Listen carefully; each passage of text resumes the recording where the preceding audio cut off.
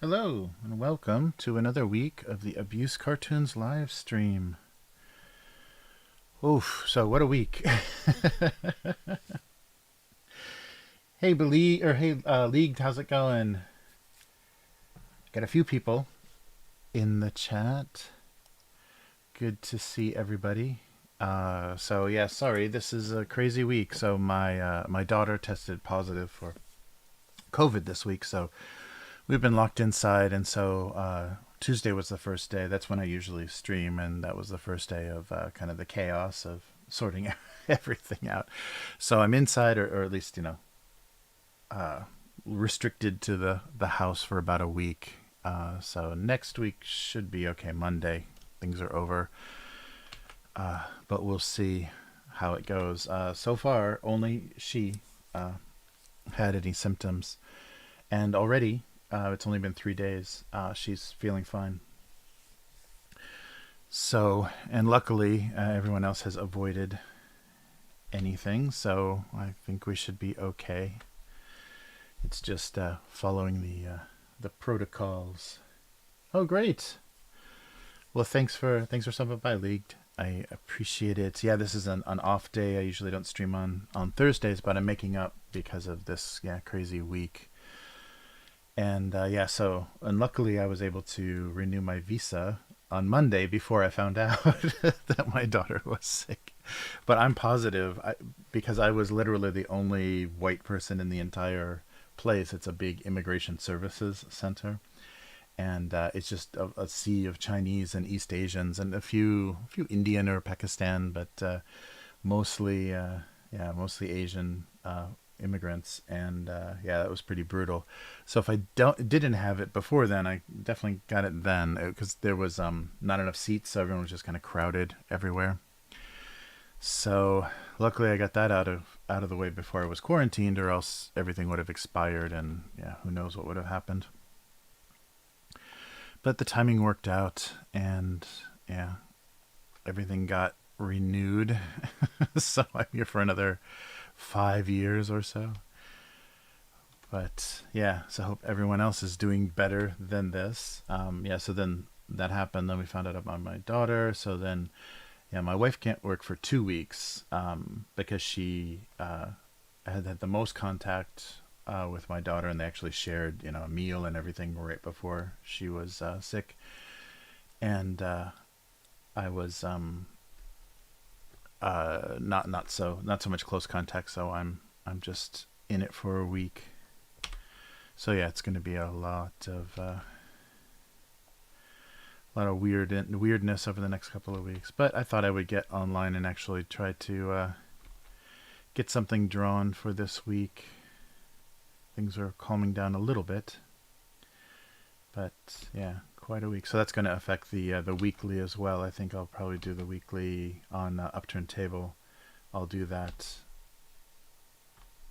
from home tomorrow as well. So no Chris, and we'll see. Maybe I can convince Matt to phone in or something. I'd like to have something else besides me rambling. I think you get enough of that from this live stream. So something else besides me on that stream would be good. All right. But hey, Michael Scott, how's it going? Oh, I haven't heard. I haven't heard about any shortages in Japan. But we're pretty connected to the U.S., so for supplies of things, especially, like corn and things. But I haven't heard.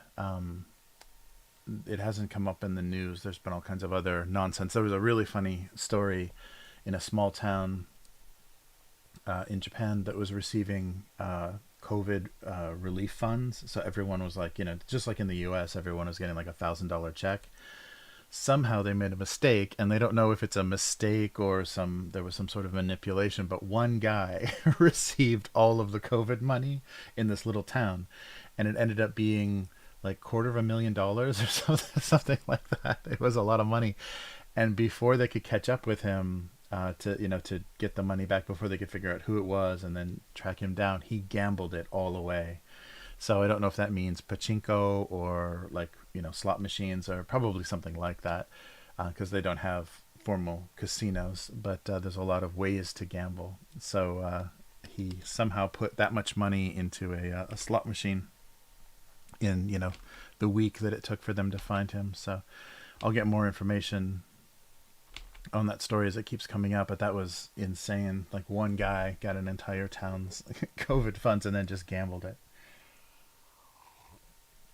I wonder if he was thinking he would just have fun with the money, or if he was trying to turn it into more money. That's funny. But they had trouble finding him because originally they say the one guy received this money and then he just disappeared. But yeah, he was later tracked down, and then found out that he gambled all the money away. So yeah, we'll see what he'll be charged with, or what they'll do with something like that. So that was the big news here. But yeah, we haven't had. Japan's got really tight kind of supply chain. The anything gets disrupted, like there's a typhoon in some part of Japan, or earthquake or something, and some things can get disrupted very easily. And store shelves are almost depleted at the end of the day. So if you go shopping like after work, or in the evening, even like convenience stores, the shelves are pretty empty. The things have been picked over, so the supply is very it's very controlled, and they don't have a lot of extra of anything. So we would be seeing that if it was the case with especially baby formula and things. We'd be seeing that. I don't know anybody that's. I guess that's not true. There's one. Yeah, I got one friend that still has a milk drinking age kid, so he may know what's going on. But yeah, I haven't had any experience or seen anything, any stories about that. But it could very well be, because Japan has they rely on a lot of imports from the U.S. I don't think I can. Yeah, do this. Let me cool it down a little bit in here. But that's good. Yeah, isn't that funny? Yeah, that's very funny. Oh, is there a way to send money? Oh, is that I've got links. If you're talking about the stream, I should have links in the there should be a Streamlabs link and stuff in the in everything. Yeah, so because I think the bank transfer system is pretty. I think it's almost free. I don't think there's any fees. Bank transfers are really common in Japan as far as like people getting money, and it's very safe to give people your bank information here. I don't think there's much they can do with it. Kind of like like those apps, like cash apps and stuff. You can give people your information, and they can't do anything with it except receive money. But the oh wait, what's going on here? Wrong page.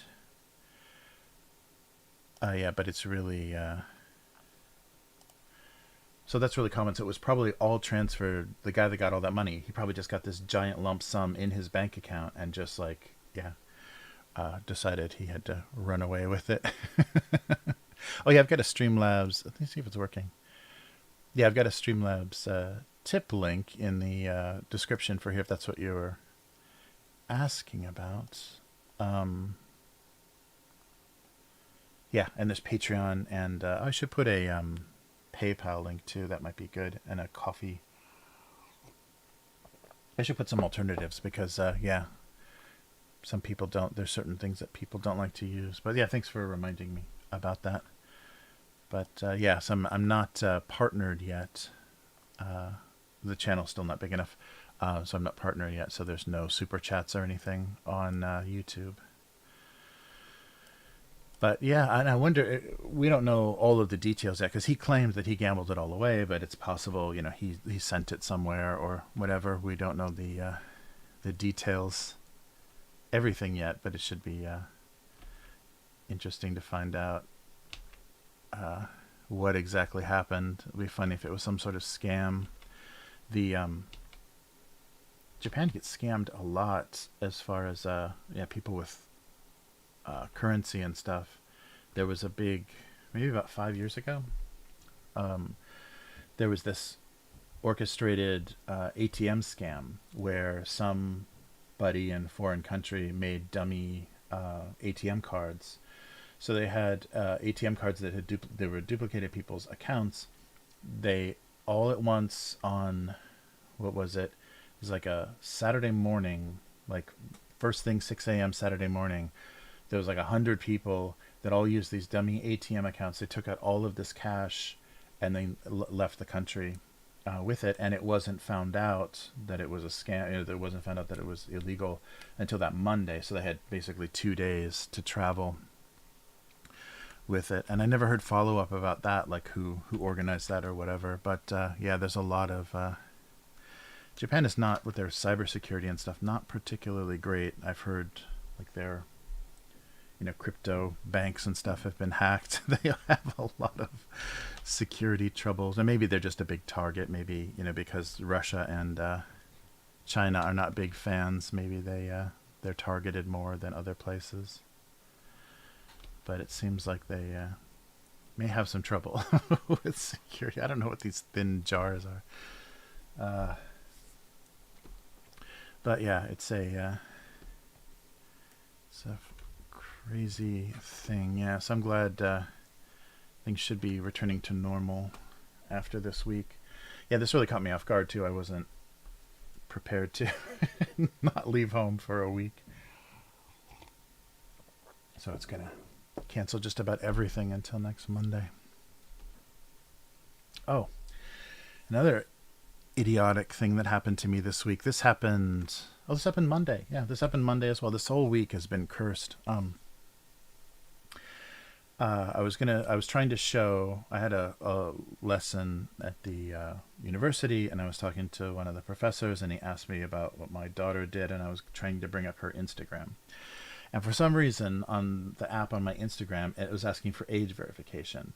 And my account, I think, is older than the age you need to be on Instagram. So I don't know how it's possible that it could be an underage, or that it could have been flagged. So maybe it's just randomly, audited or whatever. So this thing came up and it said, please enter your birth date to verify your age. I was like, what the hell is this?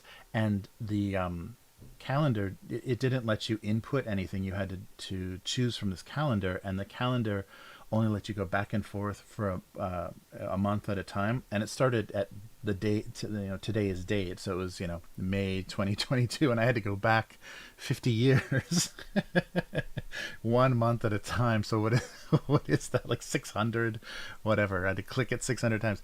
So like, okay, fuck this. And so I'm Xing out of it, canceling out of it, and it just pops up and it says, we suspect that this is an illegal underage account.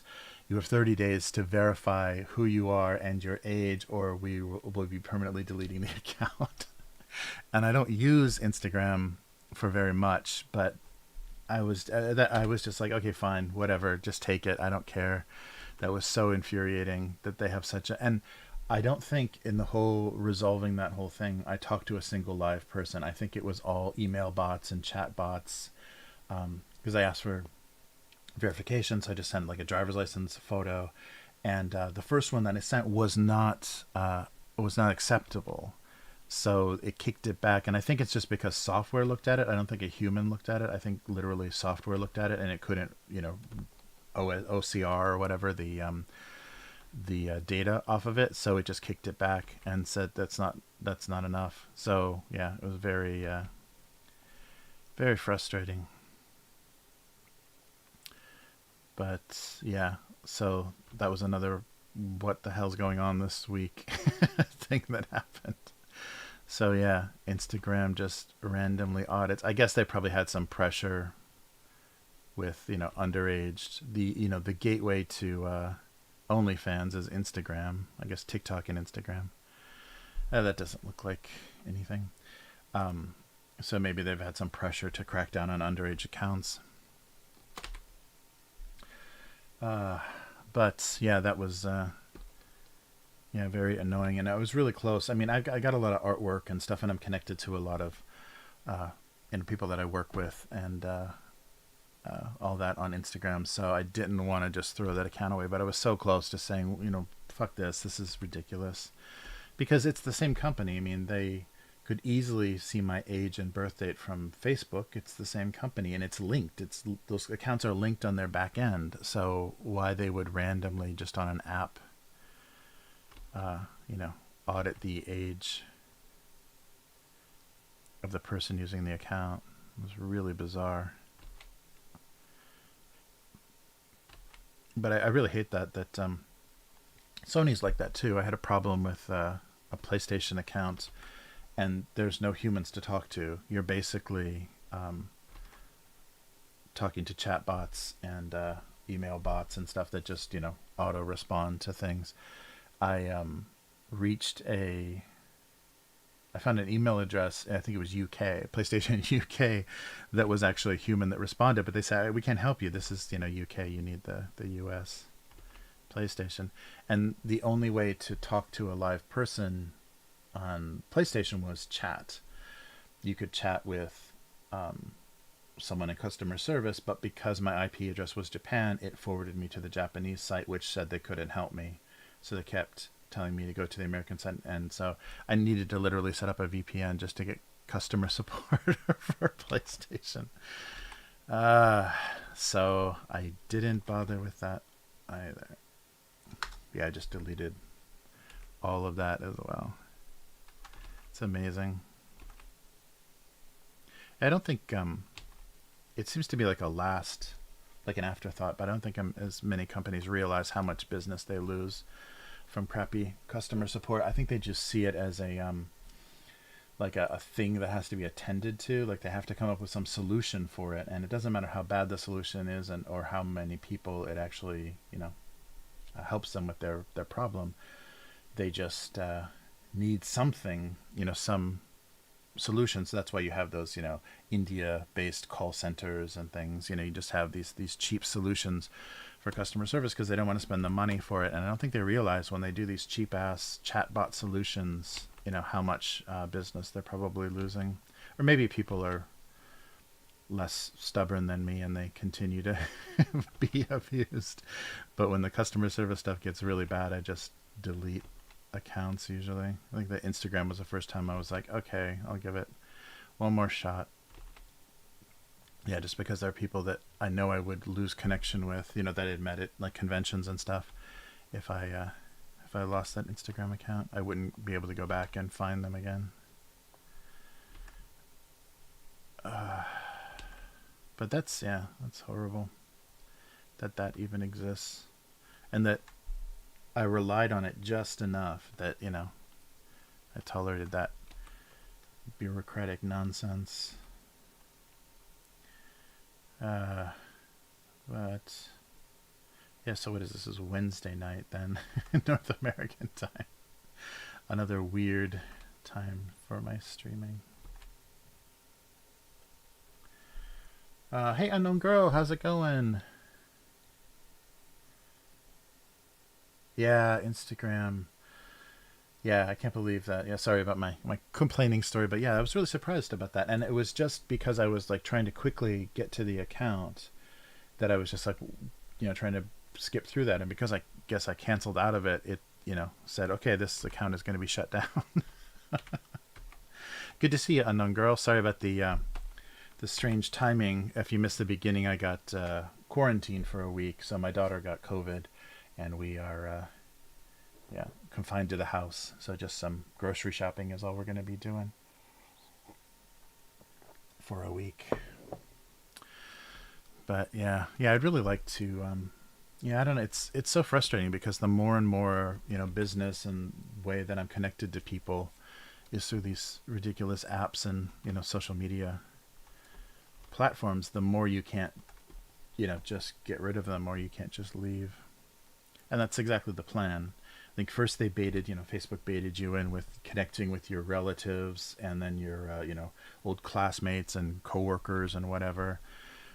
And now it's become enough of a communication platform. I still remember the first time I tried to professionally contact somebody, and this was, 10 years ago or whatever, beginning of Facebook, professionally contact somebody through a Facebook message. And they were like, this is highly unprofessional. Please contact me through my official business email. I was like, whoa, okay. But now I do business, with very big companies through Facebook chat accounts and stuff. So the legitimacy of Facebook has changed a lot as far as like how businesses see it.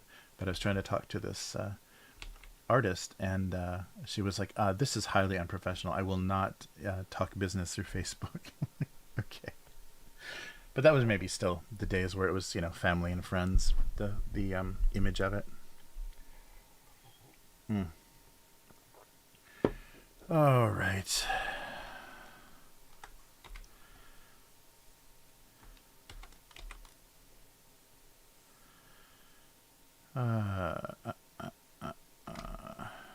I don't know what's going on here. Oh, and luckily I haven't been to the convenience store recently, but luckily I had something on my desk that I can use for a convenience store this week. I'm afraid though it has another bright yellow packaging like the fried mustard from last week. So I'm afraid it's going to key out again because for some reason yellow keys out more than green on how I have my green screen set. I guess my green screen is pretty like fluorescent green, like that day glow bright green. So maybe that's why yellow keys out on it. All right.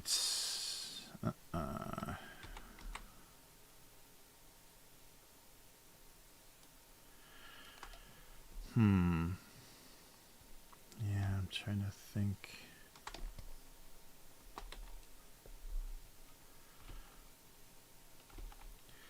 Yeah, so what a week.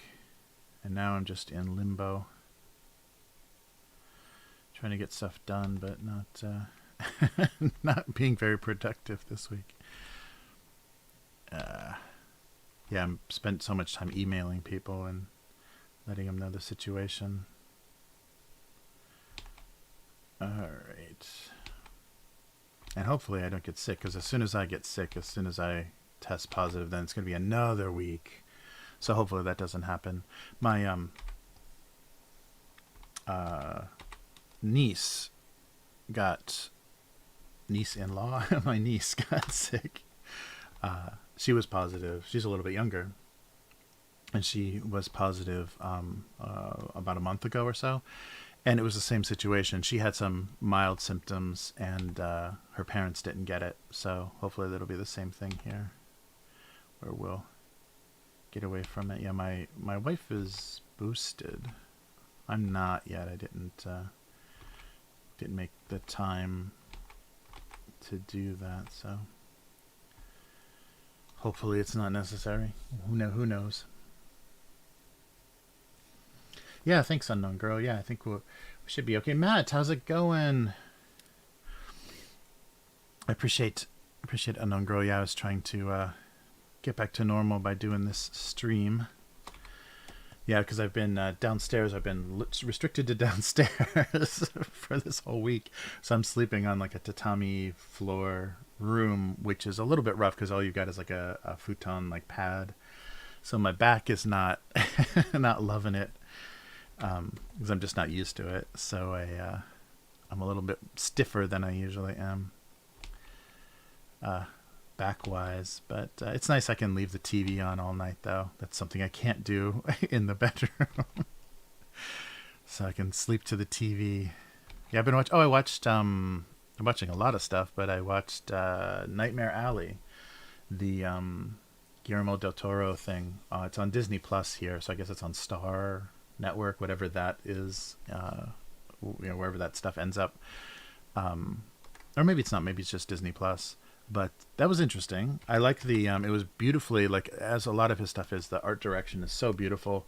Kind of a 1920s or maybe I'm trying to think if there's anything that dated it. Because it started out with like the traveling carnival, and yeah, I'm thinking the tuxedos and everything. Oh no, the war. No, they mentioned the war the whole time. It's 1940s. That's right. They mentioned World War II the whole time. So 1940s, but just beautiful, really well stylized, and a pretty amazing cast. They had a lot of good actors in the cast, but it was almost just like a really long version of like a Tales from the Crypt, or one of those like moralizing kind of or not quite a Twilight Zone, but something like that, where someone's just kind of punished for their evilness, and you don't know what it is for most of the movie.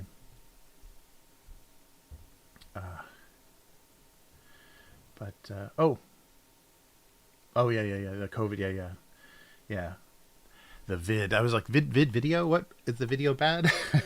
Yeah, yeah. She seemed to be okay. She said just my daughter said just the headache and sore throat, and she had a fever for the first 2 days. The fever went away. She's totally normal now. So now comes the like 4 days of torture where she has to stay inside. She feels totally normal. So yeah, hopefully she'll be okay with her Nintendo Switch and whatever. But we're just now it's just her parents' job to not get sick. Yeah, because I don't need plus a week from whenever that happens. Yeah, I love those stories too. The Tales from the, so it had that feel of a kind of moralizing story. It was very stylized, but it was very, it was a movie length story, but it just it had kind of a bookend to it that felt a little horrific, a little Tales from the Crypt. But yeah, I don't know. I didn't feel it was amazing, but it was an entertaining story, and I just can't believe they got such good actors for it. And yeah, it was a neat, the time period and everything, and the subject matter was pretty cool. Definitely based on Guillermo Guillermo del Toro's interests and stuff. There wasn't really any monsters or any yeah, anything very horrific or like fantasy in it, like he has a lot of times. But yeah, I don't know. It was surprising, but it wasn't as deep as I was hoping it was going to be. A little bit more interesting, but it just turned. It was kind of like a film noir horror. Not horror. There were horror elements to it because it was there was some strange, kind of magically real kind of images, like a house burning and stuff. There was some things that were done to be just kind of spectacle, and then it connected to the carnival. So all the acts in the carnival were, kind of fantastic. Uh, oh wow! Oh, so the first, yeah. So Matt was saying the first 2 days of yeah, feeling really bad. Yeah, I'm not looking forward to that because I don't have great respiratory health after living in Los Angeles for 10 years. It's like being a carton a day smoker living in the valley in LA, and just breathing the air. And so yeah, I don't have great respiratory health, and hypertension and all that good stuff. So yeah, I'm not a great candidate for getting COVID. But I can actually get medical treatment here, which is amazing. I'd have to go bankrupt if I wanted to go into the ICU in the U.S. But yeah, so we'll see. I think we're over the worst. Hopefully she's not super contagious, and I'm staying away, so there's very little chance of catching anything. So yeah, so I'm just getting through all the stuff I hadn't seen on the streaming services. Vitamin D. Okay, good idea, Matt. Oh, Matt, I might hit you up for tomorrow. We might try. Maybe we'll try again because I know you got a new microphone and stuff. We might try a call-in thing again for the weekly if you're up for it, because I'm gonna have to do it from home, and Chris isn't available to do anything There's just not a good location that's not like outside on the street to call, to do a Zoom call or anything. So I might hit you up for that tomorrow, depending on your schedule. If you're around in the evening, I'll hit you up. I have no idea. Mostly, I guess, going to talk about the Warzone Kickstarter. It launched, and I think in the first day it funded, but yeah, there's a lot of, especially in the comments, there's a lot of I don't know what to think about this. So we'll see. I think just the strength. Once they set the goal low enough, just the strength of the IP got them over the goal. But if they're not going to go much beyond that, and they don't have any stretch goals, there's no stretch goals on the campaign, so there's no reason to push it higher. There's no reason for people to, definitely get involved and, make things as big as possible. It's kind of similar to the same mistakes they made at the beginning of the Chronopia campaign, but they adjusted so well. Chronopia really okay, let's explain, and this is how this works, and here's a new pledge level for you guys, so you can, if you want to do this, you want to do that.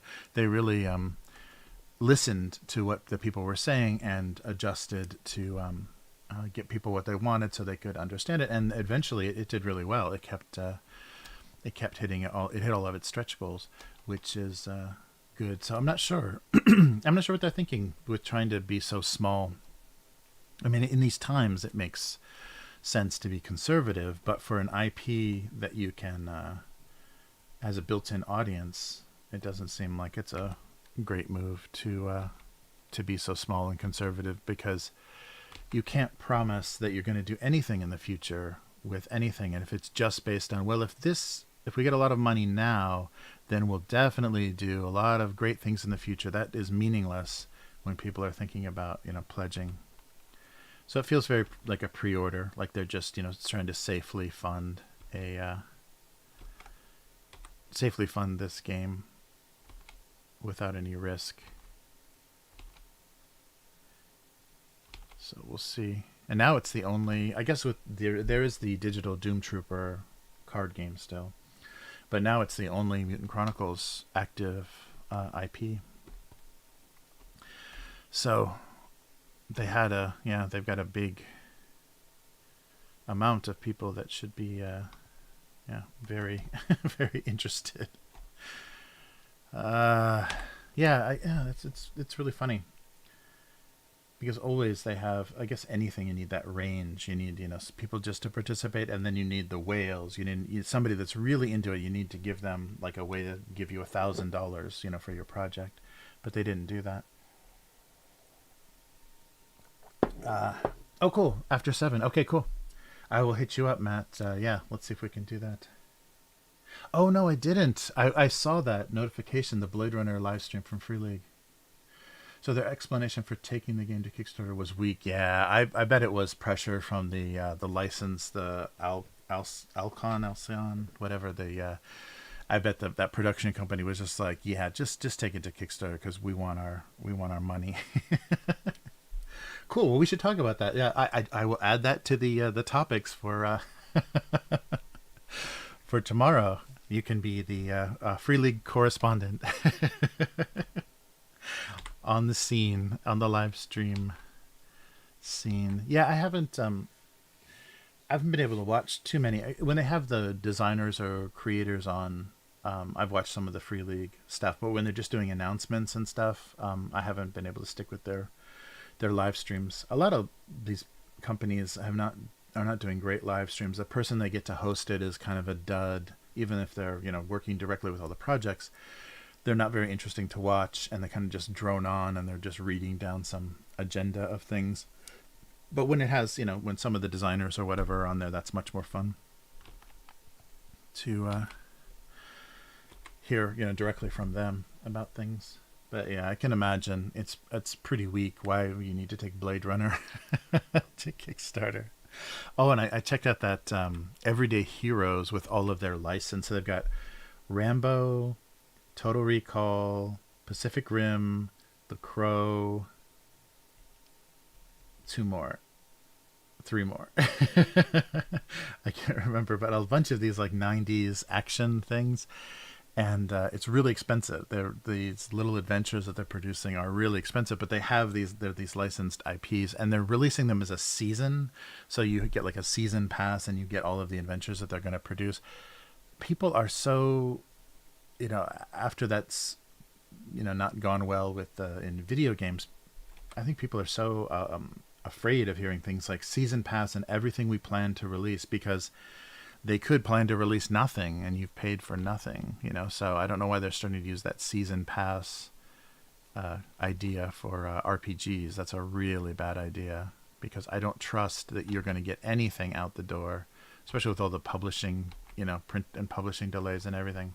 Okay, you'll be able to send me a PDF, but other than that, I don't think anything amazing is going to happen.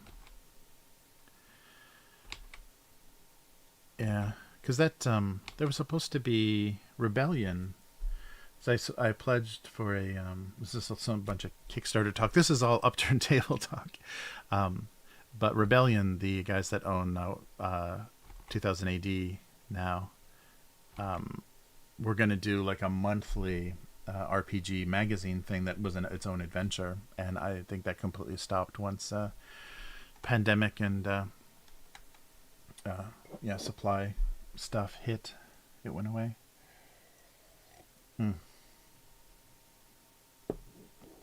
Oh wow, they're advertising super much. Yeah, I don't. The timing for that, I don't know. And the artwork and stuff is really uninteresting. I really hate the cover art. It just reminds me everything that I hate about the systems that can do anything. And if you want your action movie, here's 5e to play your action movie. I don't like any of that stuff. It's not very. Doesn't look very good. So we'll see. Yeah, that doesn't look great either. Yeah, we'll see what happens with that as well. But if they're advertising it that big and it's 5e, they'll definitely, get plenty of money for it. All right. So lots of Kickstarter RPG talk. Yes, I'll hit you up, Matt. Yeah, we'll cover all the Kickstarters that are live. Not on this stream. I apologize for anybody listening that has zero interest in what we're talking about. But what else? Yeah, what else did I watch? I found a channel on YouTube that's all what's the name? It's right here. MB Archives. The M.B Archives. It's all movie commentaries for really like, The Shining, Full Metal Jacket, like a lot of Kubrick, but a lot of really good stuff. It's all commentaries from like DVDs and actually some obscure like Laserdiscs and stuff. Some of these things, like the Citizen Kane one, it was only ever released on the Laserdisc version. So there's a lot of really cool, rare commentaries, and they'll do stills from the movie. Sometimes if they're discussing an actual scene of the movie in a camera movement or something, they'll put the actual clip of that from the movie there, but it's never more than, it's always less than 10 seconds. And then it's just stills to kind of keep you updated on what scene they're talking about. But it's really cool. There's so much stuff on there that I really enjoyed, and it's cool because it's the Full Metal Jacket one is Vincent D'Onofrio, Arlie Ermy, Jay Cox, and Adam Baldwin talking about the production and everything. It must have been posthumous. I think Kubrick had already died, but it's talking about the process and everything of filming some of those really like emotional scenes. If you don't know Full Metal Jacket, Vincent D'Onofrio plays a character that just kind of loses it in basic training, and so he goes through this really crazy process. And I won't spoil anything, but for an actor that had to be very challenging, and he had to gain a lot of weight too, because he had to be a big sloppy cadet. And so he said he gained so much weight that in one of the when they were doing one of the scenes with the obstacles, and he had to try to jump, he had to try to get himself over something, he was purposely failing, but he landed one time and blew his knee out, so he had to be taken by ambulance from the set, and that scene is probably the one they used. in the movie because they only got him to do it a couple of times, but he was so much heavier than his. He gained so much weight recently that his knee was just like, no, no, no, you can't just land on my land on me like that. Oh yeah, that's right. Christopher Walken being cast as the Emperor of Dune. Yeah, I thought that's a your son is concerned. Yeah, I thought that was an interesting choice. Yeah, because I think it's fun because like the Jodorowsky casting, like he was casting all these like personalities and like the most outrageous person you could think of. And I think one of the most outrageous people I could think of for the Emperor would be Christopher Walken. So, yeah, I think that's so. As long as he's not doing him, he's not too much him, because I've seen him in a variety of movies before he kind of developed the persona that he is. Like when he was younger, especially, he wasn't everyone's impersonation of Christopher Walken. So he's capable of doing other things, and hopefully. Villeneuve can get an interesting performance out of him, and what's her face, the Princess Irulan is the girl from she was in Black Widow. She was Black Widow's fake sister, and Midsummer. Yeah, the actress from Midsummer is going to be the princess. So that'll be an interesting combination. And I haven't seen Christopher Walken recently. He must be pretty old. He's either puffy from alcohol or he's thin and gaunt from trying to stay healthy in his older age. So I'm curious to see what he's going to look like. He may have a lot of character on his face and may be very interesting looking, because he needs to be. I liked who's the actor in the David Lynch. I like the casting of I can't think of his name. I think he's a Spanish actor. I liked his casting because he had kind of a royal. He did a good job of being kind of petty and worried, but still looking very aristocratic. The bell, but I don't know. I think I don't have to get that, so hopefully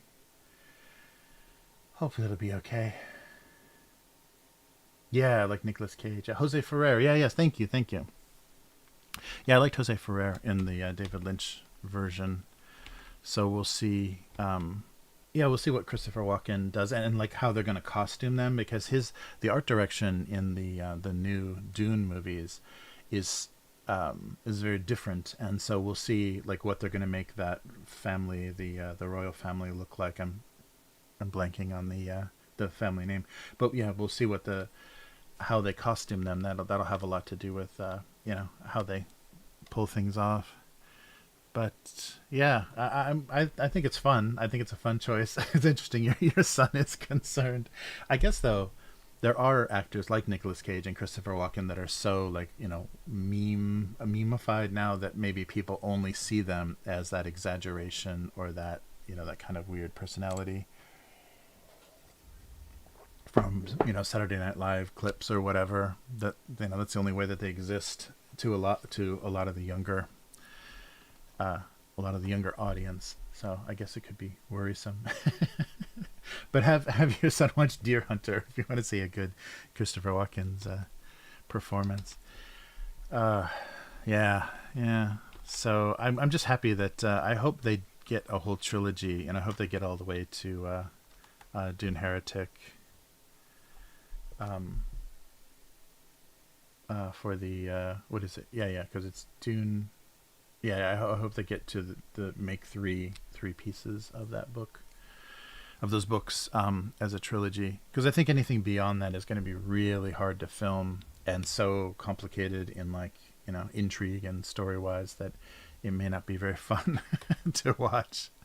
It'd be fun as a series, because you could take your time and explain. You could, with a series, you could jump to explaining the setup and background of each kind of involved part of the story. But as a movie, there's no way you can crunch some of those details down in those later books. But I think by Children of Dune, it starts to get harder to film. Even though I think the Sci-Fi Channel made it through that, didn't they? Well, I mean, their budget was pretty feeble, pretty inadequate. The sandworms in that Sci-Fi Channel production were pretty terrible.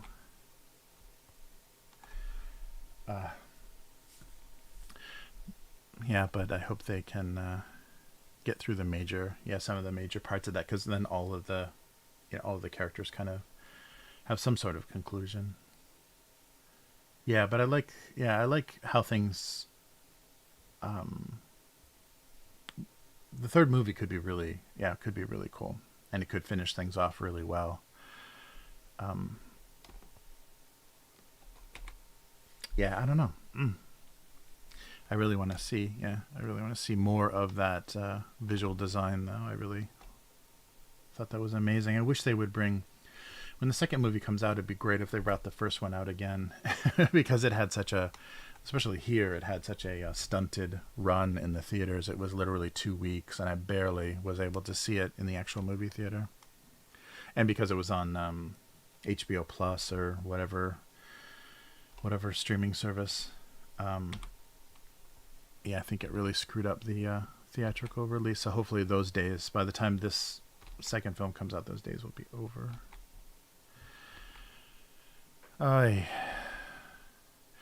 the health department of Japan seems to have worked their bugs out as soon as.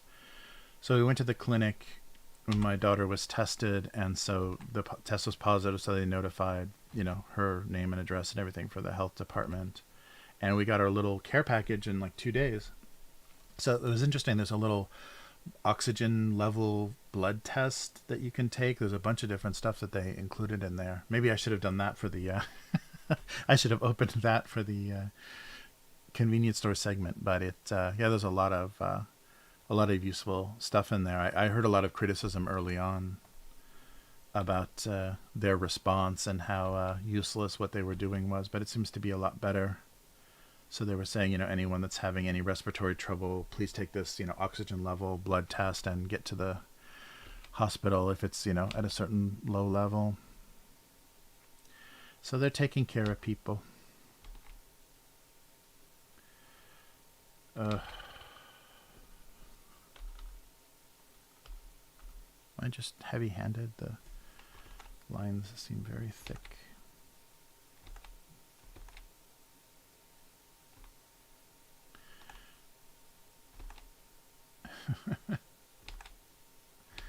Is this a candle? Oh, man. Oh, yeah, that's right. There is a... I hope they don't go too much into those horrible... Oh, I mean, those... those lovely supporting novels. Yeah, they'll be... is it... Brian Herbert, whoever his son is. His son is working with somebody to just crank out. They've done, so now there's more.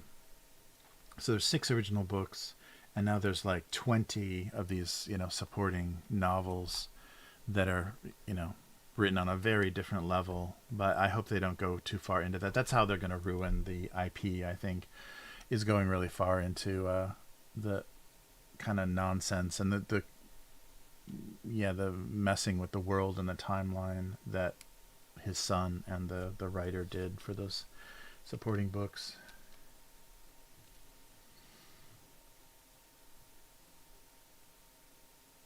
Oh yeah, I was surprised too. They included a lot of very useful stuff. I guess they're just trying to make it as easy as possible for you to know. I'm switching topics very quickly, but Unknown Girl said, there's surprised there was an oxygen test in there. I think they're just trying to give you as much information and let you make a good decision about when it's time to go to the hospital, when something is dangerous. So I was happy to see that, because in the beginning of the pandemic and quarantine, people were just stay home, stay home, stay home, and I think a lot of people had some serious symptoms that they needed to do something about, and maybe didn't, because there was no good way to measure that. So you're arriving in a lot of respiratory distress or whatever to the hospital instead of in a more manageable condition. All right. But yeah, I hope they don't do too much with the... and of course they chose the Bene Gesserit storyline because it's a bunch of cool, powerful kung fu women. Or weirding women. That's going to be so cool.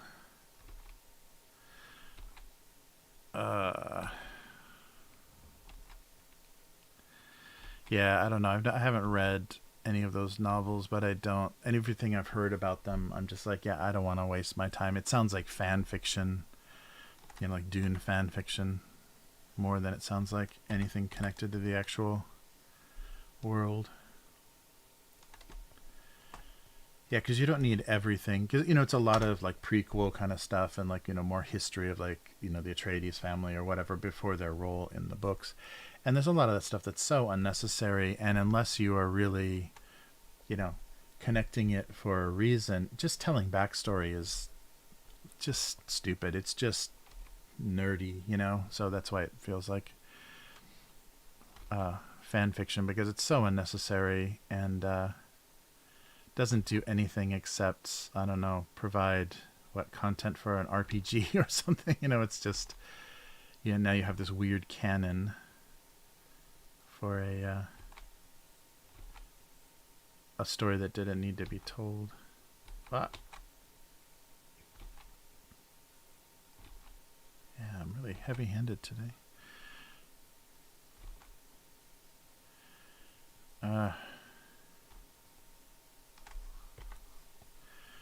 Yeah, but that first movie was amazing. It was really visually so satisfying, and there were some really emotional scenes that I didn't think could be done the way that they did them. It was good stuff. All right, I don't know why I'm playing around with this.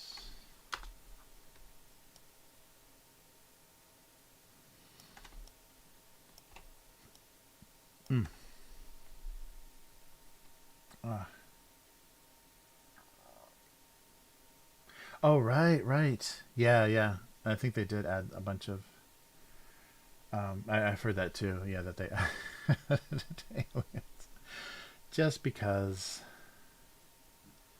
Yeah. Oh, North Korea...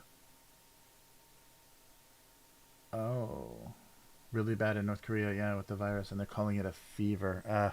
Yeah, and their healthcare and everything has to be, well, even their diet is so poor in North Korea that I can imagine a lot of people being in trouble. Yeah, I wonder why China and North Korea, maybe it's just the virus reacting to communism, but I don't know why China and North Korea are having such trouble. It's crazy.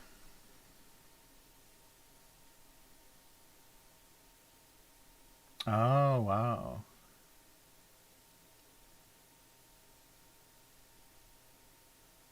Oh, interesting. Yeah. Yeah, so I wonder what's going on. And Japan is already trying to open back up for tourism, so I don't think this is great timing. Because things are not, under control yet at all. Yeah, so we think there was a positive test in my daughter's junior high school class. So we think that's where she must have gotten it, because it was a test. That was the sad thing about this, is she's out for a week, and this is midterms.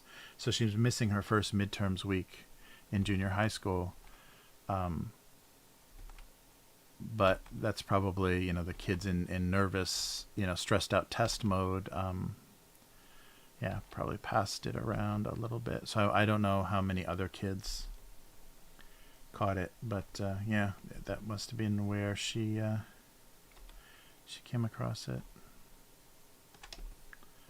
That's the only thing we know so far. It's the only other situation she was in where it was positive. All right.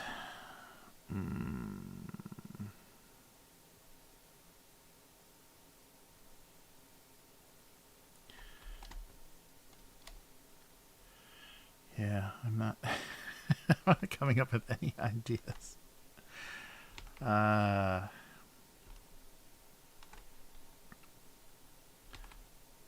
This looks like one of those European jelly jars. The fancy French blueberry jam or whatever in it.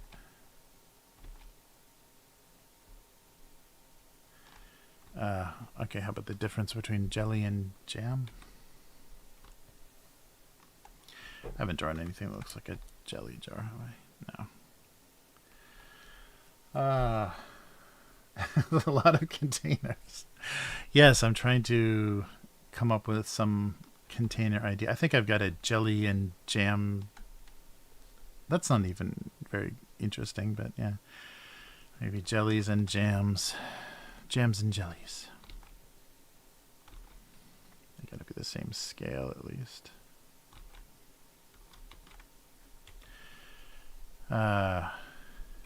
Yeah, I'm trying to draw something that looks... All of these are very generic. They don't look like anything particular, so... I'm trying to come up with something that has a recognizable shape that, like, yeah, makes me think of something.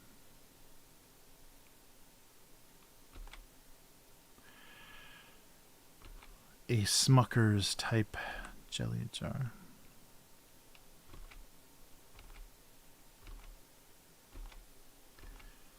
Wow, I can't... Yeah, there we go. Can't keep my line very thin.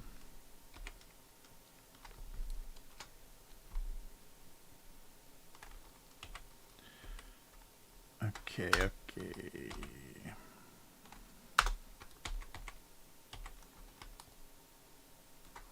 Should put this on another layer so I can scale it a little.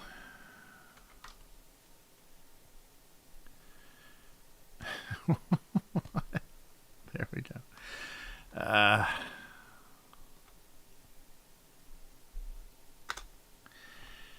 Jams and jellies. All right. I'll move these onto another.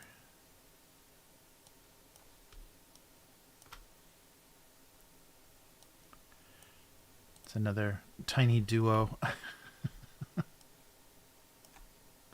Yeah, really thick lines this week.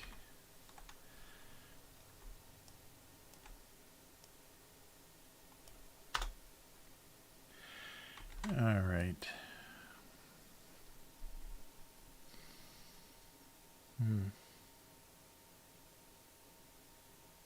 Oh, yeah, that's a good idea. Yeah. The what container, appropriate container. Yeah, that's not a bad idea.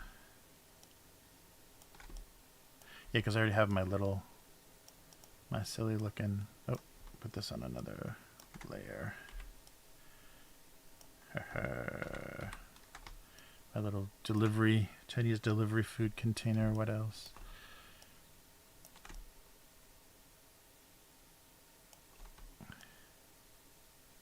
Yeah, how about banana? That would be good.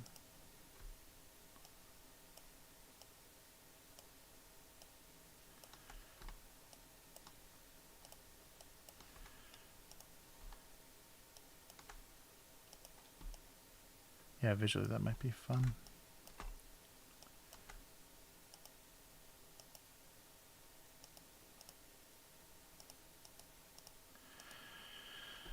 All right. Let's see. A new layer. So just a...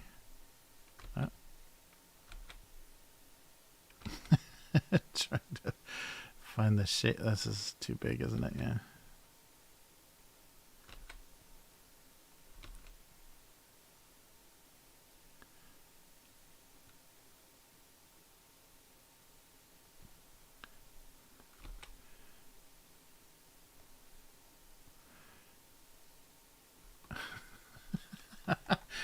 That's a really weird angle for a banana. It's like it's standing up. Oh, maybe it could. Yeah, maybe it could be standing on the other side.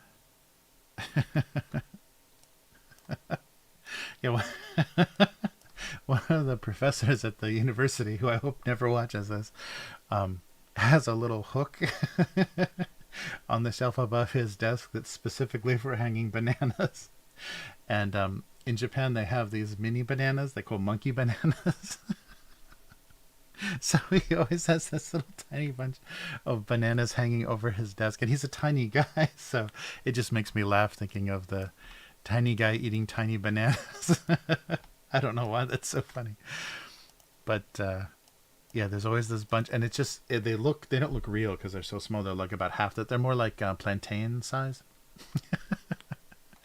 But they call them monkey bananas here. And that's his, I guess, his favorite snack or something. When his blood sugar is low, he's got his monkey bananas. That's so funny how many things they have for, like, you know, hanging bananas and holding bananas. Take your bananas on a for your lunch or whatever. So many banana related devices. All right.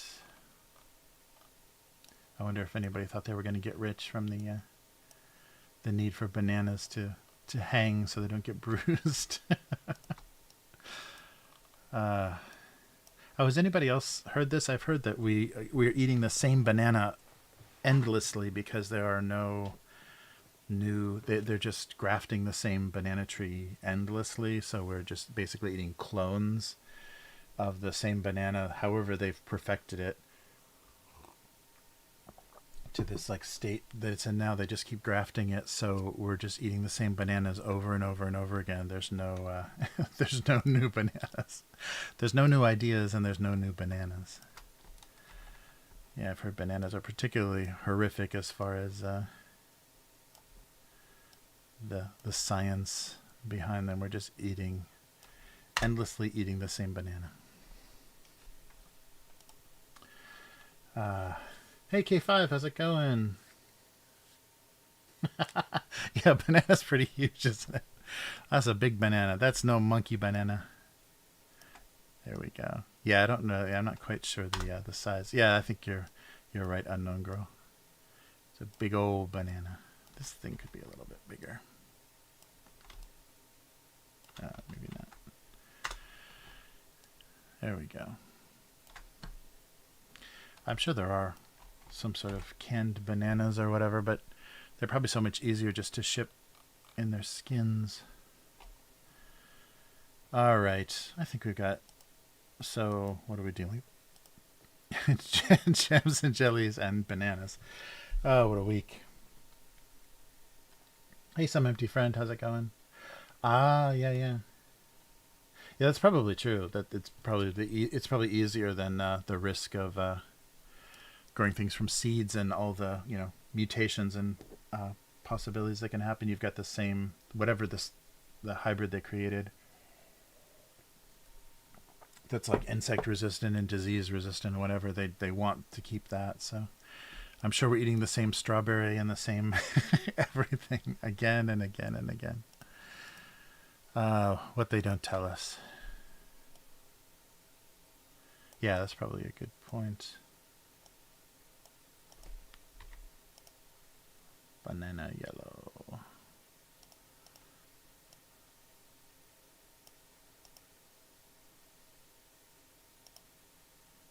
Yeah, something like that. All right, and then these are going to just... Oh, actually, maybe that is a can of some kind.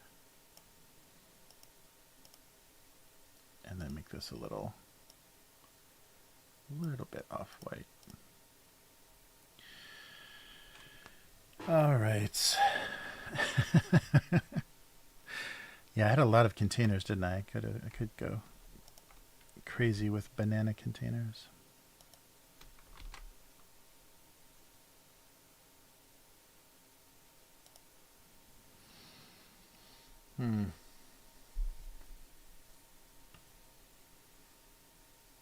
Oh wow, yeah, I wouldn't be surprised. Bananas absorb radiation. I haven't heard that. That's probably true though. We can build a banana shield over all the major cities. Yeah, very strange. That does make sense, though, that they want to eliminate any variation once they get... Oh, I should color this something else. Maybe like a blue. Yeah, eliminate any variation. So just make it the exact same fruit again and again.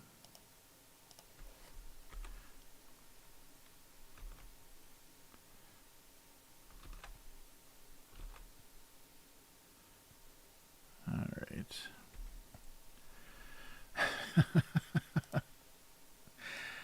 All right, and a little writing on the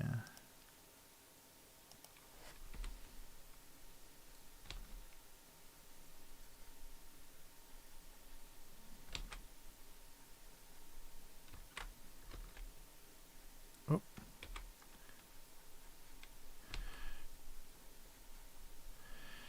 Okay.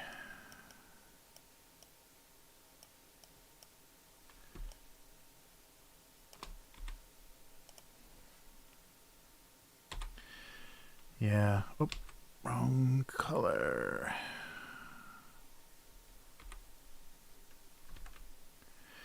Yeah, I should try to be as productive as possible during this downtime. But yeah, it was just a really bad week.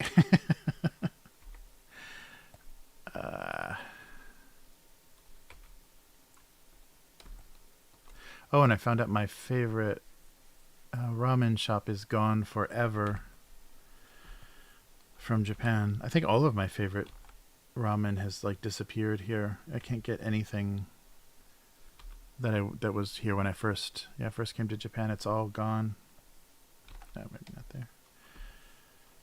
Yeah, so this was like a Szechuan ramen, so they had really good kind of spicy ramen, and they had this really good like a savory soup with just grilled vegetables. It was really amazing, but also like pork, like they had this kind of chunky, so they have what they call chashu, which is like roasted pork, and usually they slice it into like thin medallions, but this place had kind of those chunky, like roast beef kind of style, big chunks of it in the soup that were really good. And I'll never have that again. That's so bizarre. Yeah, so I think they just couldn't survive the limited customers from the lockdown stuff. I just think because they closed one. They closed one branch of it, one store closed that was closest to me, and so then I had to go pretty far to get to it again, and it was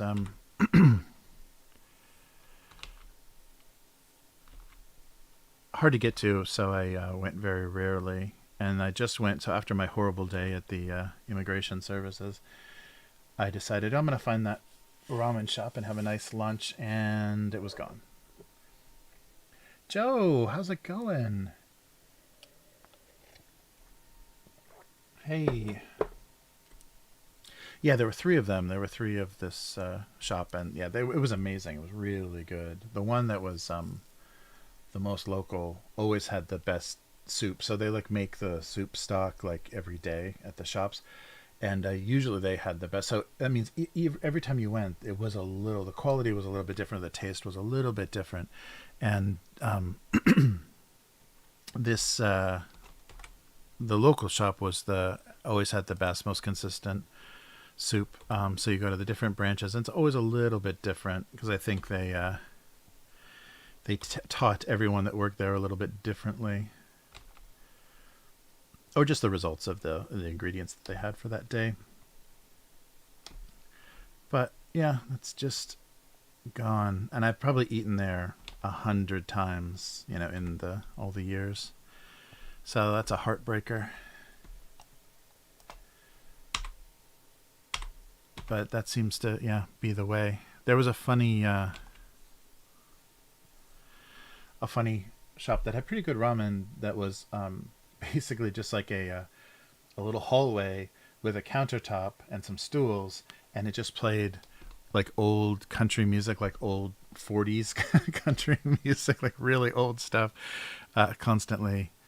And that was kind of their identity, and that disappeared too. I think they turned it into like a cell phone shop or something. But yeah, there's some really good places that are just gone. And it seems like, I mean, I guess this is just everybody can bitch about things in this way, but it seems like the new places that come are just not as good. They're these really kind of boring styles of ramen, or yeah, they're just, so when things are replaced, they're not replaced by anything interesting or better. It's very safe and predictable kind of styles, and yeah, just not very good. So that's brutal.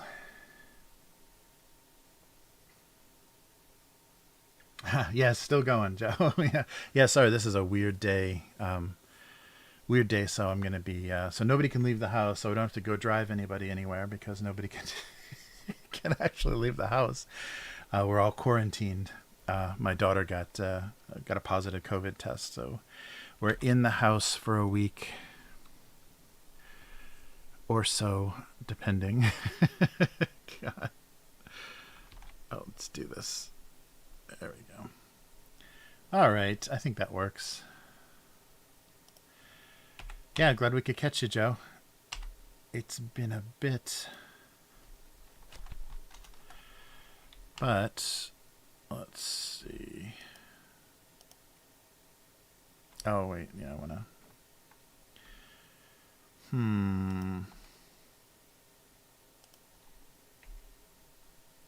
Yeah, let's fill this in as well. There we go. Yeah, so quite a weird week.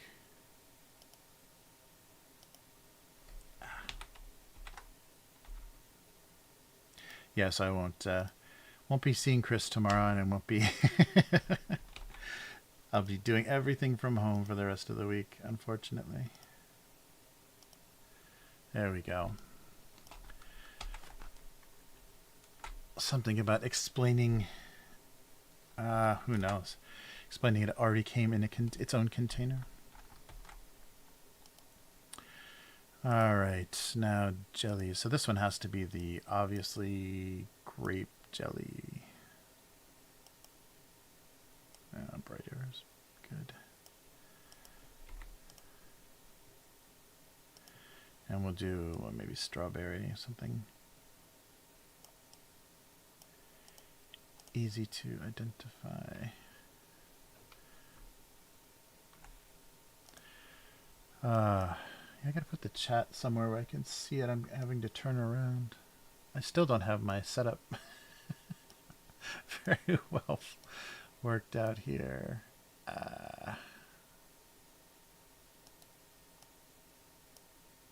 right.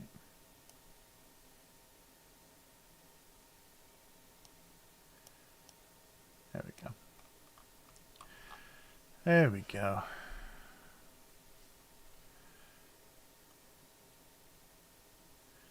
Nice. Oh, all right.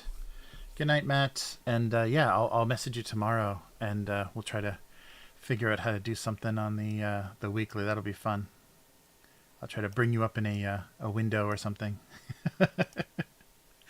if I can figure it out. But yeah, that'll be fun. So talk to you then, Matt. Have a good night. Good night's sleep. At least you're not sleeping on the floor. Oh, all right.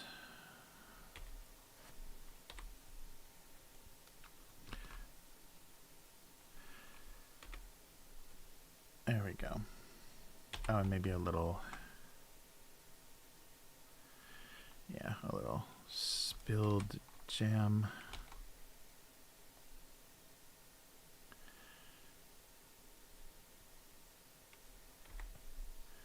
There we go. Yeah, that'll be fun. Do something different. I gotta figure out what we're going to talk about, though. I haven't put together much for this week. Because I thought I'd just be canceling everything this week. Alright. Yeah, this will work.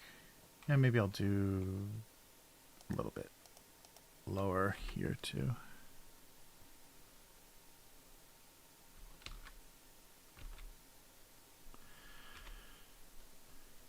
There we go. Yeah, that looks more three-dimensional. Trying to think of what else. Yeah, I've just been listening to a ton of commentaries. Oh, I watched Mank on Netflix. I've been meaning to do that for a while. The director that did Seven and Fight Club did a thing about Mankiewicz, the writer. I can't think of his name, but Mank was his nickname. The writer that did the screenplay for Citizen Kane. And it's just the story of him writing that screenplay and then asking for screen credit because he was a writer for the Mercury Theater, and I guess he worked with Orson Welles for a long time, and their agreement was he was not going to get screen credit because he was kind of a shit stirrer. Like, he had gotten himself into trouble with some pretty powerful people at the studios, so he was working, but to kind of avoid that the difficulties that his name being attached to projects, when he was working with Orson Welles, he got no screen credit, and yeah, it was pretty good. Yeah, so it was black and white. Gary Oldman played Mankiewicz, and yeah, it was just I started to try to watch it one time and just wasn't in the mood because it's really slow moving, and you got to know a lot of. And I guess that Citizen Kane commentary that I listened to filled in a lot because there were a lot of details I didn't know about the production of that movie, and so a lot of it's in there. And they make references. They make a lot of references to situations and things, and if you don't know them, it doesn't really, affect the story that they're telling. But if you do, there's a lot of like Hollywood, lore and stuff in that film. Yeah, definitely one of those, love letters to old Hollywood kind of things. And how terribly alcoholic so many people were. And that was the way you got through it, being an embarrassing alcoholic. But there's a lot of Upton Sinclair came up, like a lot of the threat of socialism and stuff, like how Hollywood was, and not just Hollywood, but like Hearst, William Randolph Hearst, like how American newspapers were dealing with the rise of like socialist politics. And I guess Upton Sinclair, who wrote The Jungle, he was very politically active, and he ran for some seat, Senate or something in California. And so he was defeated basically by the movie studios and the newspapers, like, throwing so much money at defaming him. So that was part of the story. And Mankiewicz was had a kind of a socialist lean and believed in what Sinclair was saying.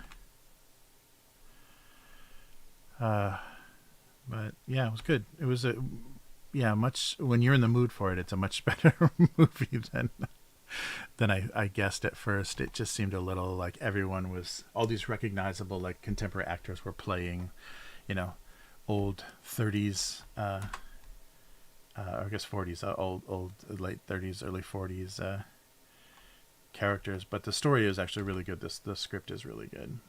There's a lot of good Hollywood history in there. All right, jams and jellies and. That's right, Flamin' Hot Soda from last week. David Fincher, thank you, Some Empty Friend. I had Brian in my head for some reason, and I couldn't get past it. Yeah, David Fincher, which was surprising.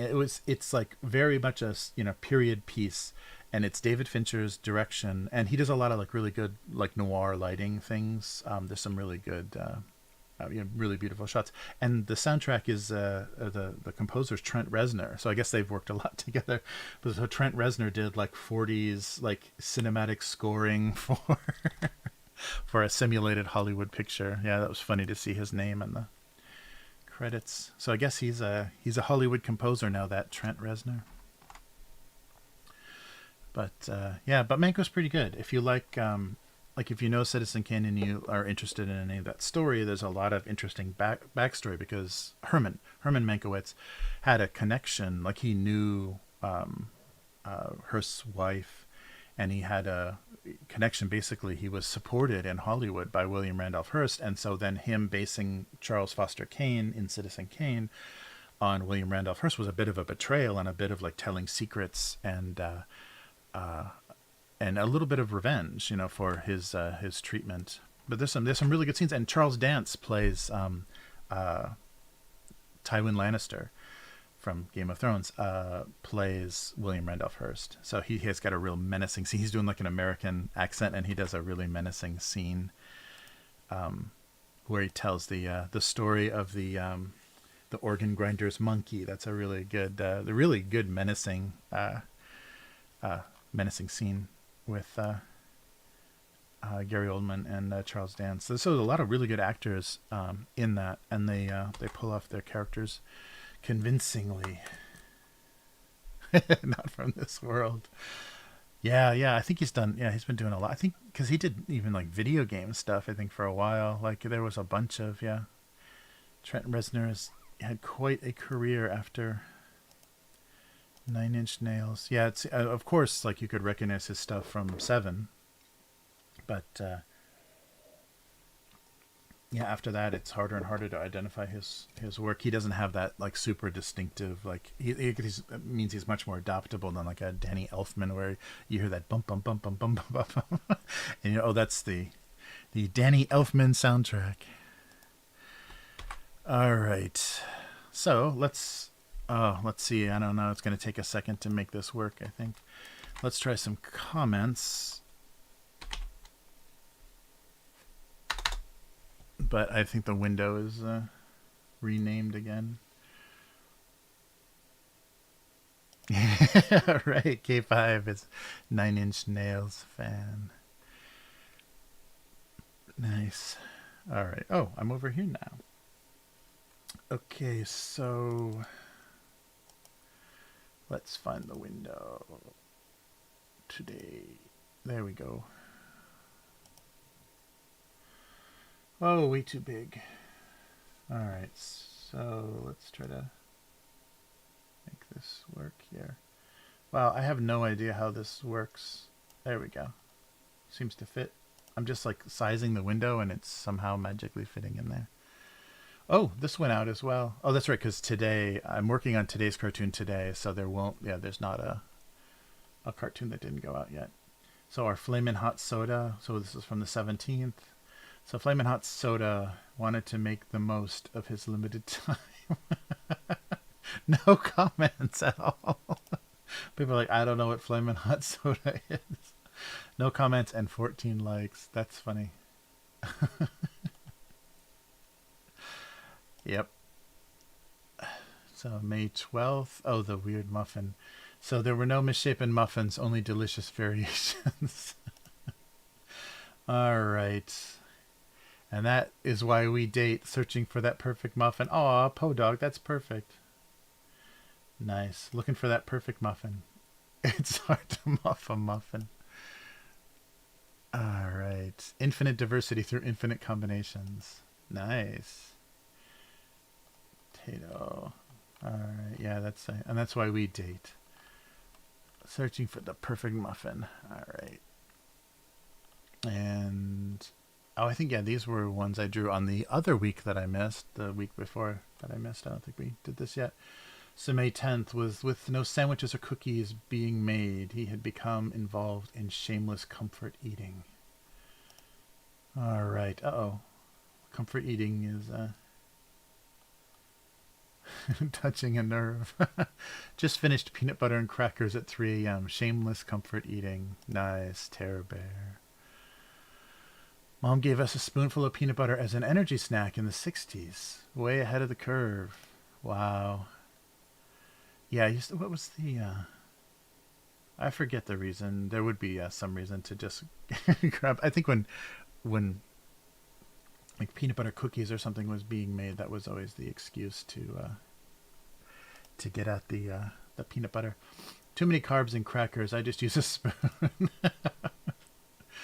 Don't forget to share with your pup. Oh, peanut butter and puppies. All right.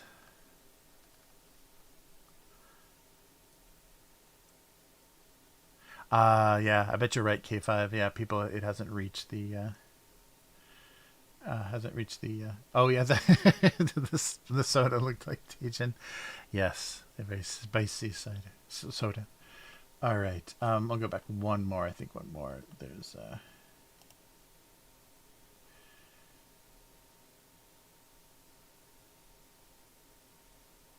yeah, yep, Hot Cheetos Mountain Dew. Yeah, that's what that was inspired by, is the flamin' hot Mountain Dew flavor. Oh wow, here's from one of the ones I missed as well. Non-dairy left a daunting number of other possibilities. Oh no, I did look at this already. Good point. If it's not dairy, then what is it? Yeah, we already looked at this one. But that was another one from the missing week. So let's take a look at a couple of randoms, mostly to catch my spelling mistakes. So 2009. They were not filled with flowers, but with disillusionment. Uh-oh. Guess not artsy enough to get this one. Artsy. This is definitely not an artsy cartoon. She loves me. She loves me not. Yeah. She loves me. Oh, it's the same guy? No. Yeah.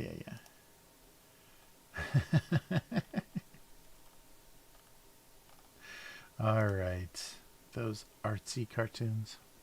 Oh, here we go. So this is 2019. I definitely drew this on stream. She wouldn't let being from a box of 12 make her feel any less unique. All right.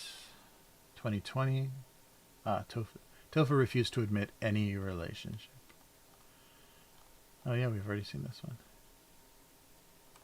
Oh, that's right. That very weird tofu comment.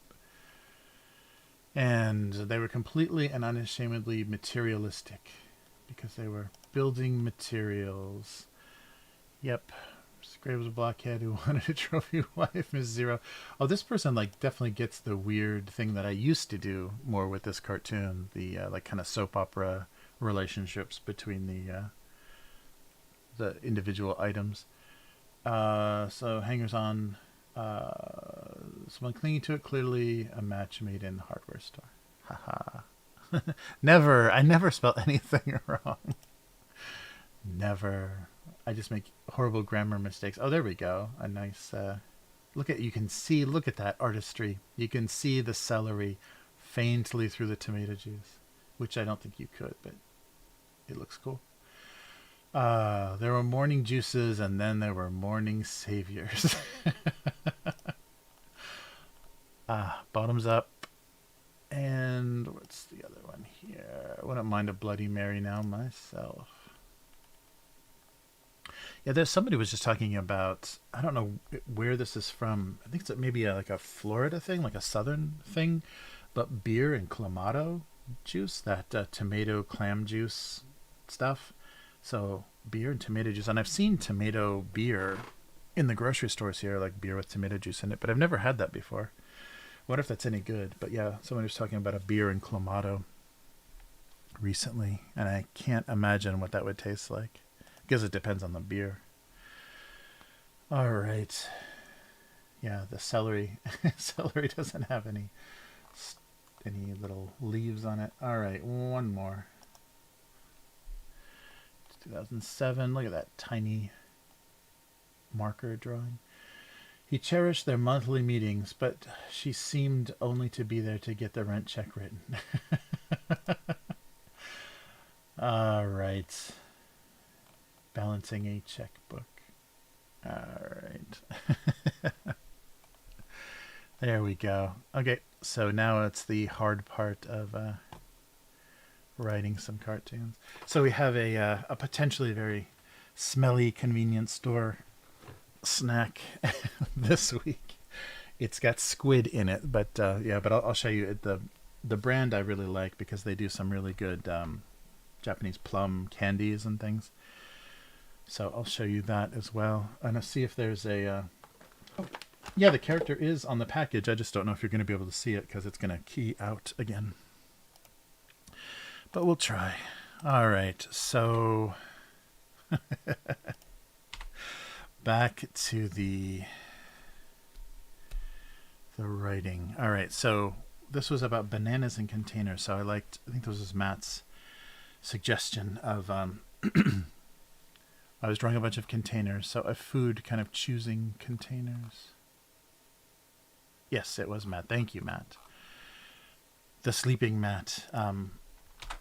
Yeah, gave me an idea. So a banana trying to pick a container or being maybe resistant to needing a container. Banana felt his peel was container enough. Didn't understand having a peel. Having a peel. The appealing banana.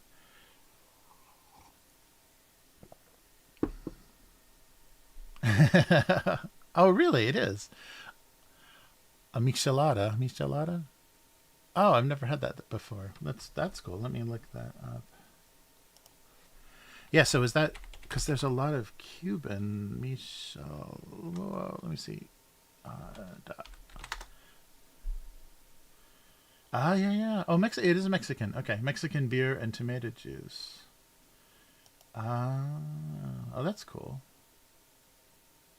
Oh, very cool. Often served with lime juice and some spices. Oh, that would be good. Some like chili pepper or some spice would be really good. This would be like a Bloody Mary with a little bit of beer, beer back. Worcester, teriyaki, soy sauce, or hot sauce. So Mexico. Okay, cool. Very cool. Clamato and beer. Nice. That's cool. Yeah, there was a thing on Netflix I watched the beginning of that was talking about like different shops. There's all these like different regional mixed drinks that are a bunch of like, sometimes they're like gummy worms and they're like a blended, like it could be a blended drink, like a margarita, but they have all this other stuff on them. And then there's ones that are like beer and hot sauce and stuff and are topped with, so they're like crazy heaping drinks. Like the plastic cups are like, dipped in chili powder and then filled with drinks and then have all kinds of topping on them. They were going through the whole range of all the shops that did crazy over the top. Some maybe variations on the michelada. Yeah, very cool.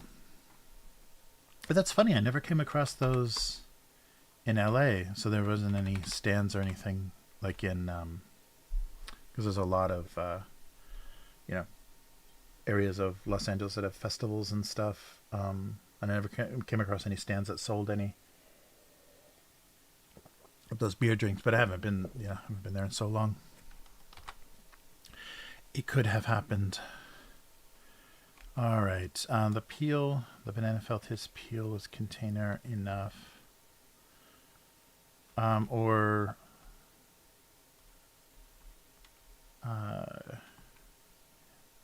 he had no need.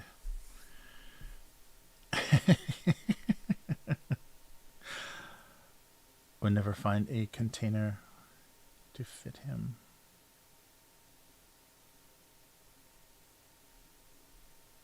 Oh.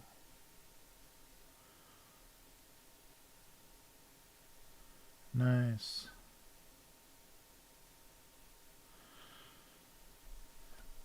All right. So something about a container.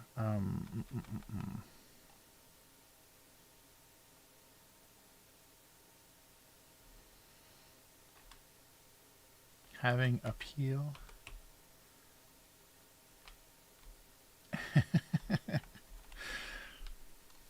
The banana having its own packaging made containers less appealing.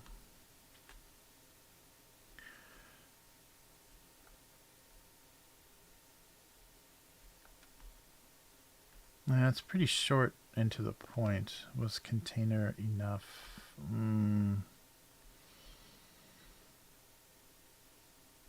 I don't know why there's a jar. Okay, well that's short, so I like that it's short. I just don't know if it's very funny.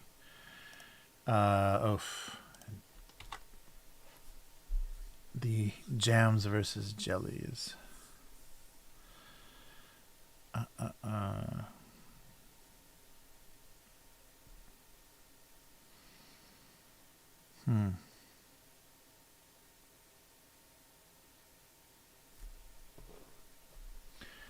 What is there any good joke with jam and jelly? So jam is cooked with sugar and acid.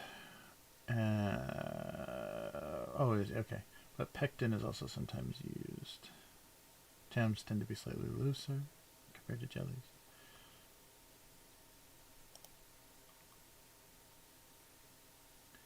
Jelly is strained and jam is just mashed.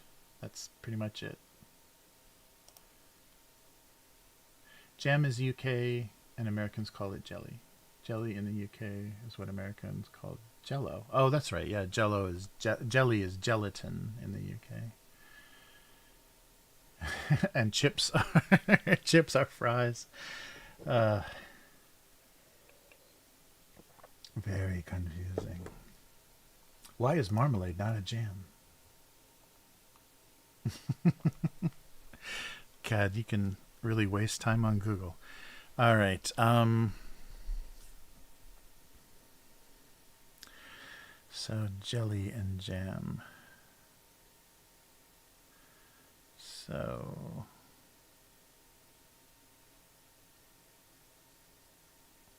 should we just make this a tongue twister?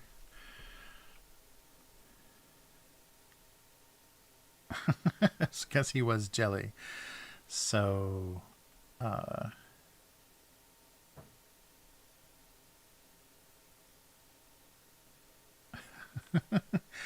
he had never had, oops, I'm typing into nowhere. Come on, Photoshop. There we go.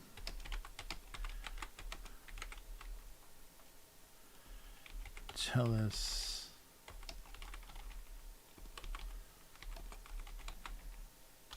Not being jam until, yeah, so I want to try to logically make you think, oh, because he's jelly, meaning jealous, right? He had never felt jealous about not being jam. He had never not until right now. There's nothing happening that makes that true, though. There's no action or anything.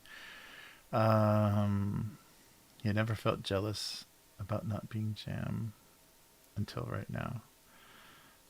He's jelly because he's jelly.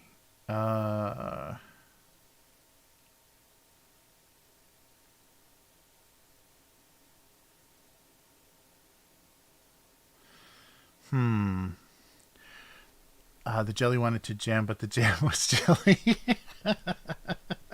That's a good game. Oh, and a award ribbon. That's a good idea. Yeah, like a contest, jams and jellies. Yeah. Yeah, something like that would be good. Let's say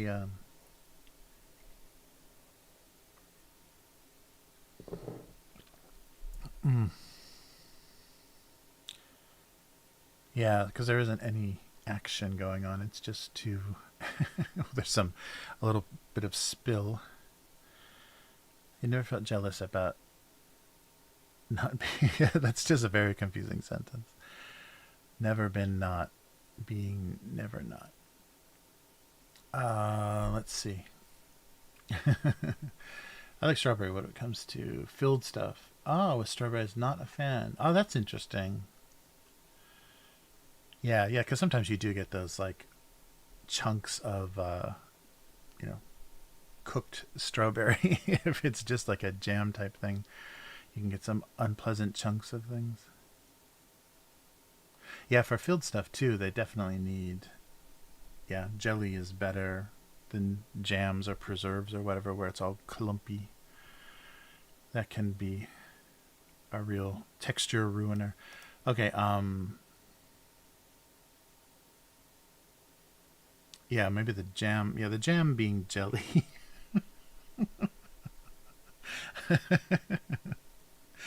um, the jam, the jams, the jealousy, the jam being jealous did not make him jelly.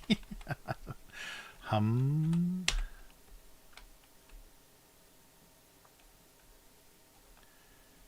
Did, or just because the jam was jealous? The jam being jealous did not make him jelly. The jam being jealous still did not make him jelly. I don't know. Yeah, I think K5, the jam wanted, the jelly wanted to jam, but the jam was jelly. Yeah, that's good.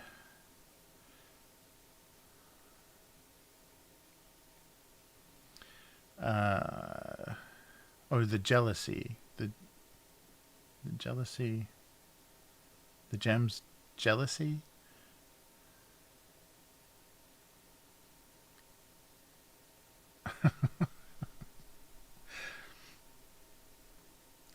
Still meant he was jam, not jelly. The jam being jealous still is not necessary in there, is it? The jam being jealous did not make him jelly.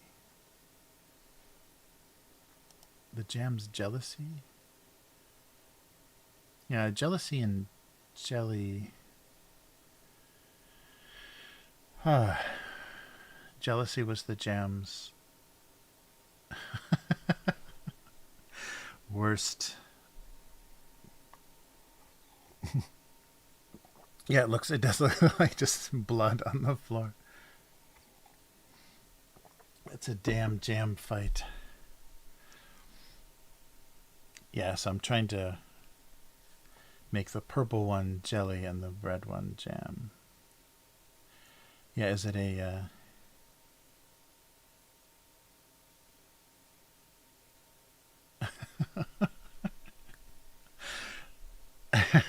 the jam. The jam was ashamed of his jealous behavior. The jam's jealousy. The jam being jealous did not make him jelly.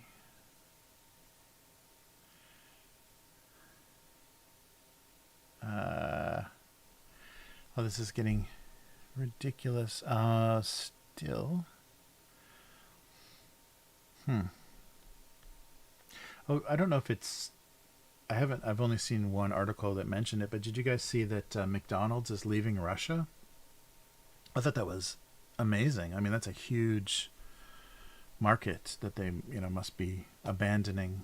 And I didn't think McDonald's was that much of a, political company, but I wonder how that works, because if it's still the same as like the original agreement, like McDonald's are franchises, so those restaurants still exist. They just have to they don't have the supplier. They probably have to give up some of the equipment, and they don't have the name McDonald's, but they can still be hamburger places. So I wonder if a Russian company is just going to come in and start a, Lenin burger or something. McStallin's, and just take over those locations, because that's really strange. A corporation like a fast food chain like that completely pulling out of Russia, but I haven't seen that confirmed, so I don't know if that's completely true or what that actually means. But if that's true, that McDonald's is just completely abandoning Russia, that's amazing. And it's like another thing, the people are just being punished for the, behavior of their government. So, yeah. Well, I mean, maybe they're not being punished. Maybe their lives are being saved. Actually, that's probably the most humane thing McDonald's can do is leave a country. Oh, so maybe to clarify who is Jam and Jelly, the strawberry. The strawberry jam being jealous did not make him jelly, nor grape. Did not make him grape nor jelly. Strawberry jam being jealous. I think it's just going to be confusing. Yeah, right. Yeah, I think some empty friend, you might be right. Maybe that was like they were just looking for an excuse.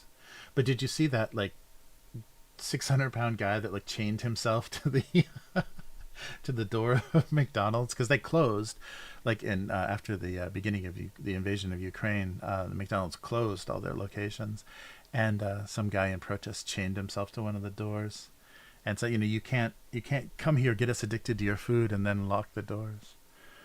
Oh yeah, I might be. It might have been dated. I mean, I may have not seen because so often in my news feed, I'm like flipping through things, and I see something, and then at the bottom it says really tiny. This is like the Google, like the Android newsfeed. It says at the bottom, you may have missed this, from 3 months ago. So sometimes I think things that have just happened are actually delayed stories because sometimes the newsreader like throws old things back in there based on whatever algorithm I'm a part of or being analyzed by, and it'll be dated news. I've had things from like multiple years ago, and I've seen something that's like, oh, this just happened. And it's like, oh, that was last year. Yeah, okay. I thought that already was a thing. Yeah. Oh yeah, yeah. Unknown Girl, definitely. The Founder's a great movie. Michael Keaton's performance is amazing, and it's really, I think every single, like company and invention, and there's so many things in America where that exact same story happens, where it was just stolen away. They could probably make that movie endlessly with like Hydrox cookies and the light bulb and television, and there's so many things that are credited to the wrong people that were just stolen by a bigger company that could move faster or expand faster. Even Starbucks has that same kind of story. I think Pete whatever his name is, that originally opened Starbucks regretted selling it, or regretted it being corporatized and expanded all over the world. And so that's probably that same story there. But yeah, the Founder, the performance, Michael Keaton's performance is really good. It's worth it for just that last scene in the mirror. So there's a scene where he's getting ready to speak at some sort of event, and he's putting on his tuxedo, and just that scene, his acting in that scene is amazing. Officially they said they're not gonna.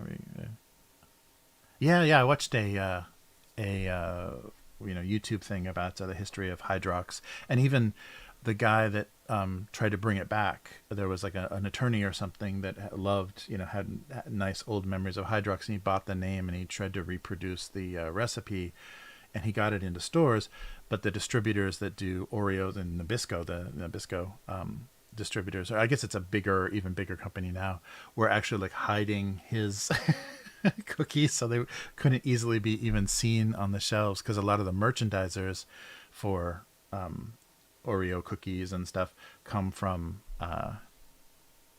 directly from the company to organize the shelves, and so sometimes they do a little cheating and kind of bury their competitors, like stick their products in places where they can't be seen, or kind of turn them sideways, so that the Nabisco products, or whoever owns Nabisco, is more prominent.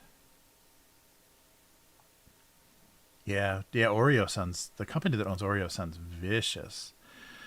And and Oreo was just a cheap imitation of it, but it became the dominant one, just because of the Nabisco kind of bullying, and the whole. It's much more complicated. I'm not remembering the whole story, but it was a very very nasty story about the formation of the National Biscuit Company and all that stuff. that happened. All right. So strawberry jam being jealous did not make him jelly. Oh, strawberry jam's jealous. He did not. No. Being jealous. So he was jealous. He was being jealous, but he wasn't being jelly. I think that's as good as I'm going to get, and at least I defined which was a jam and which was kind of a jelly. The banana peel. The banana felt his peel was container enough. There are containers, so that makes the most sense. Yeah, I think it was a Prime original. I think it was produced by Amazon, or maybe I'm wrong, but I've only seen it. I've only ever seen it. The Founder on Amazon. But it's a really good look, and also the what innovation McDonald's was at that time. Like, you wouldn't think about that, but like in the 40s and 50s, like a drive-in diner, they still like brought out to your car a plate, like a ceramic, like a breakable plate,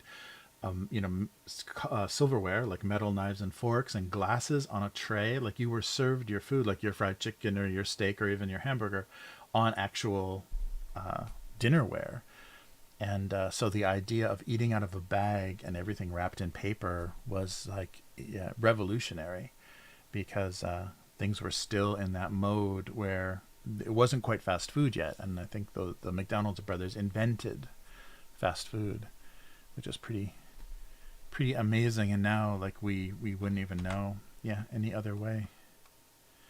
All right, I think we'll go with these kind of odd, not super funny jokes this week, because it's been an odd, not so funny week. Let the jokes reflect the history. All right.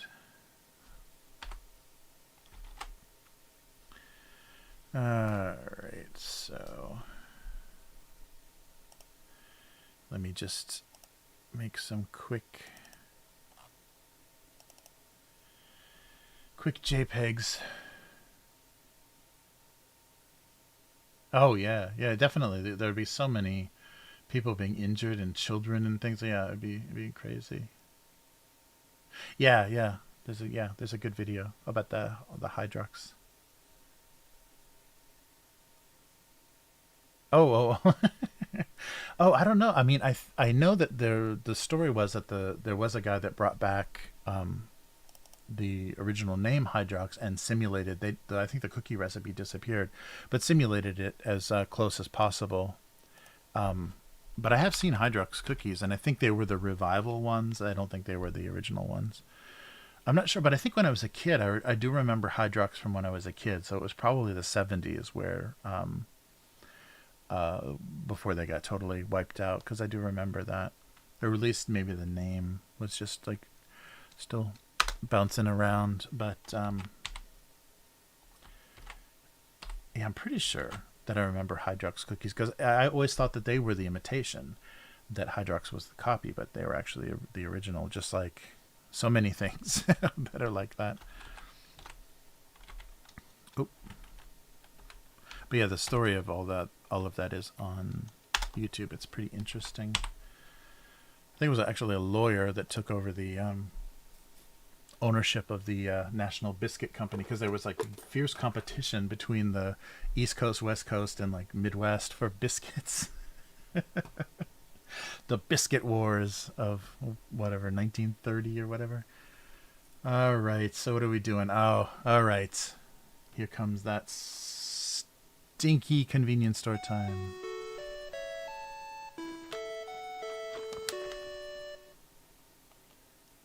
There we go. So welcome to Family Mart. That's the Family Mart chime that you hear. So I think I talked about the history of that a little bit. Okay, so fried squid. So let's see how bad this is going to key out. Of course. So this is another bright yellow bag that's completely keyed out. So today I bring you... so these are Yawara Kaikaten, which is just fried squid. But these are special because they're flavored by Suppaimon. So Suppaimon is the kind of brand of Japanese plum flavored things. They do hard candies, and they even do the they have pits pits from the plums, dried plums that are sour, that are like pickled and maybe salted, that you can just suck on. It's like a container. It's like a whole bag of just plum pits, but there's a little bit of the flesh still on them, maybe from when they're pitted by the machine, and they prepare those, and you can suck on those as well. Is that like a candy, like a very natural kind of hard candy thing? And there is the character, if you can see him. So of course the supai is sour in Japanese. So supaimon is kind of the Japanese joke of Superman, like it's the closest thing. So sour man is what it would translate to, but it sounds like Superman. So supaimon, and that's the character drawing. He's got the little plum on his chest. He's got little plum flowers, which they usually have on the packaging as well. Yeah, like these like plum flowers. And so supaimon fried squid snacks, which they call yawara kaikaten. So this is going to be a stink. I'm really worried. Always the squid stuff like tastes good, but it is very brutal to open. So you know when someone's eating these on the train or whatever, because they stank up the whole place. Sorry, I'm having to ruin the logo here to get these open. All right, so quick smell here. No, not too bad. Yeah, not too bad. They're kind of, maybe because they're fried, it's sealed in there a little bit. But here we go. There's a little piece of fried squid for you. So it's just kind of a breaded kind of piece of dried squid, but in the breading, I think, is the plum flavor. So it's going to be... Oh, it's chewy. Yeah. I was expecting it to be a little more crunchy, but it's chewy like dried squid. So it's definitely dried squid with like a coating on it. Oh. And that's a good complementary flavor. Well, it's not so bad at all. That's a good complementary flavor to the squid flavor, is the sourness of the plum. So pretty good.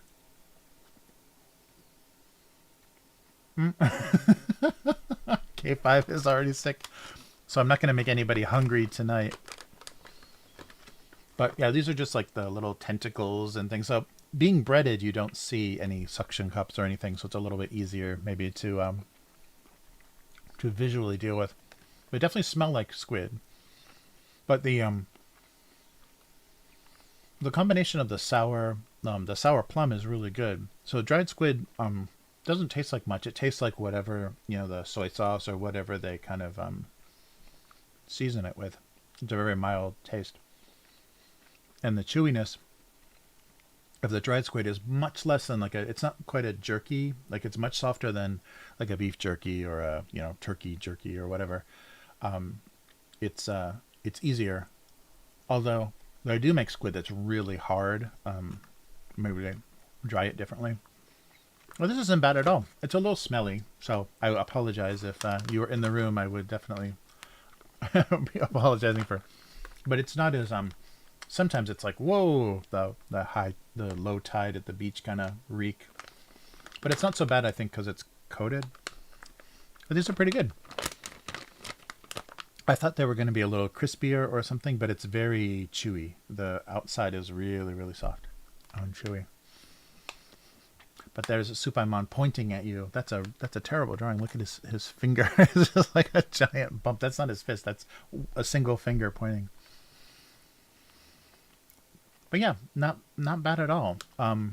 There's very little in the bag though, so the amount is pretty tiny. And K5 is very nauseated. So let's see if it's, what is this on the outside? It doesn't say.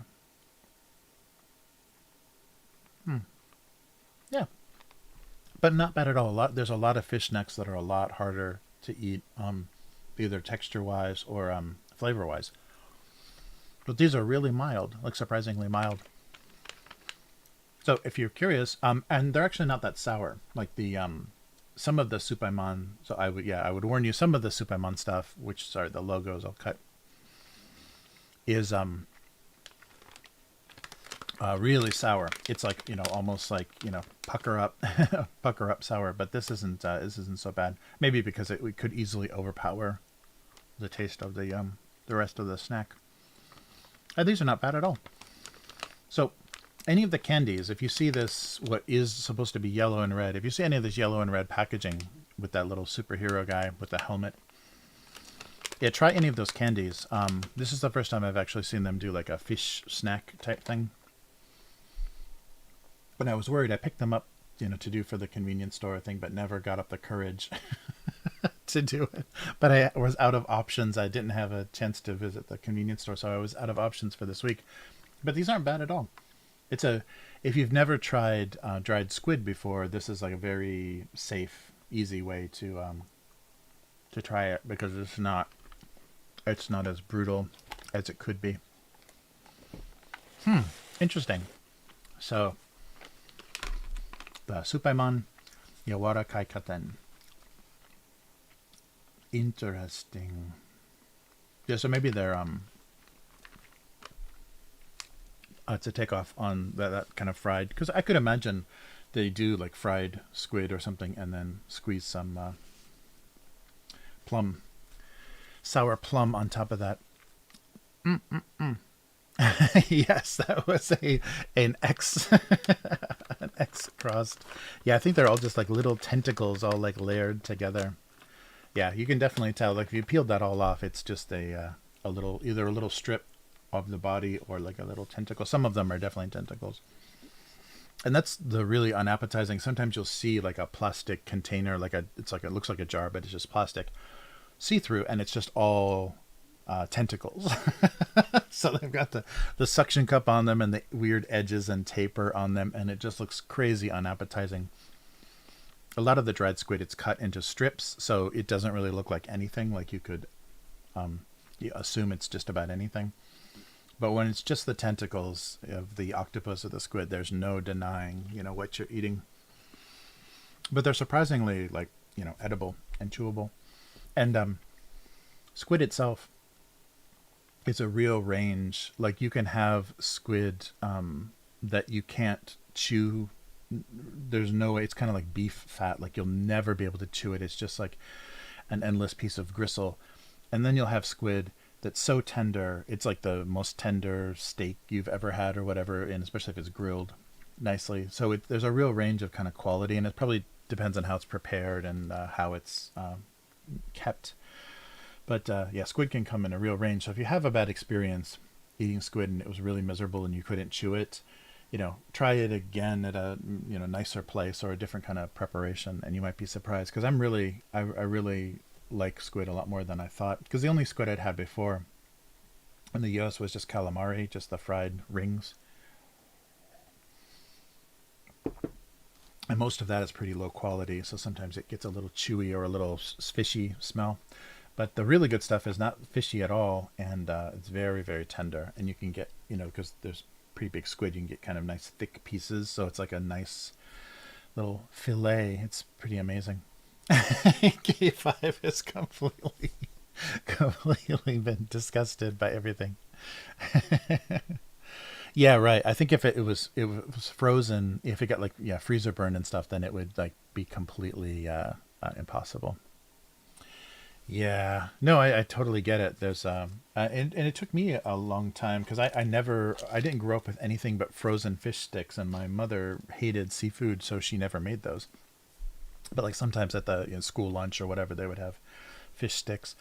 Oh, so fish sticks and tuna fish sandwiches was the only seafood I ever ate, growing up in the Midwest.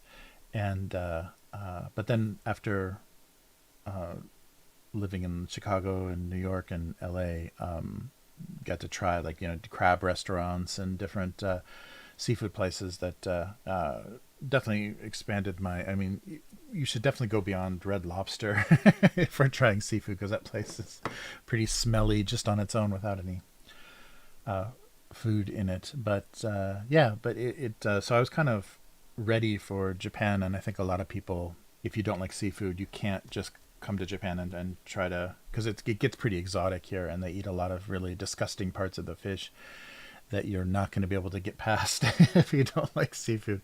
But if you kind of warmed up, like being on the West Coast in the U.S. or whatever, kind of warmed up to better seafood, it's really a paradise here. There's really really good quality food, but they do eat weird parts of the food. And I had like classmates and stuff in LA that would always, like, we go out for sushi and they would always be challenging me to eat, like the fish liver, sushi and stuff that is not normally, like, you have to specially request it. Like, they have it, but they don't put it in the little, on the belt or anything, because nobody wants to eat it.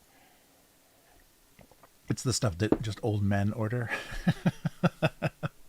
But it's good. It's good. So now everyone is disgusted. Yeah, fish sticks and mayo. Yeah, I had a lot of the.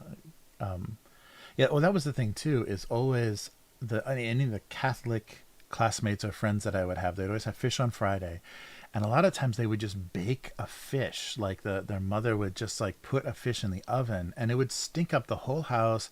And they would come out and like their hair and their jacket smelled like fish. Like everything smelled like fish. So baking a fish in the oven is like the absolutely worst way to prepare it. And I think that's why they have in Japan they have little fish broilers. So often you'll have the stove top, and there'll be a little drawer that has a little like pan that you can either put water in or that will catch any of the juice or whatever, and you can just put the fish on this little grill and cook it in this broiler, and so it cooks it very quickly and basically grills it, and it doesn't have a lot of the smell. So if you microwave fish or you put fish in a regular convection oven, the smell that it produces is pretty disgusting. I remember looking at houses and you could always tell the people that cooked too much fish in their house because the carpet and drapes and everything smelled like seafood. Oh yeah, no, I was definitely raised that way. And the thing that's amazing though is Japan has amazing seafood, and they also have amazing beef. That's the big redeeming thing for people that come here and can't eat seafood, is that the Wagyu and the Kobe style beef is amazing. Yeah, it's really really good. So you won't be disappointed. There's lots of stuff to eat. Yeah. Oh yeah, lemon. Definitely. Yeah, there's a lot. And that's funny too. There's so many Japanese only, I mean, they're probably Asian, but there's a lot of citrus that they have in Japan that I've never tried before. Like there's a little tiny thing that looks like a lime. I'm not remembering the name of it. It's only about this big. It's like about the size of a little bit bigger than a grape, like, like a big marble. And it's a kind of a, probably a variation on a lime, but it's a little bit different flavor, like closer between like a grapefruit and a lime in flavor.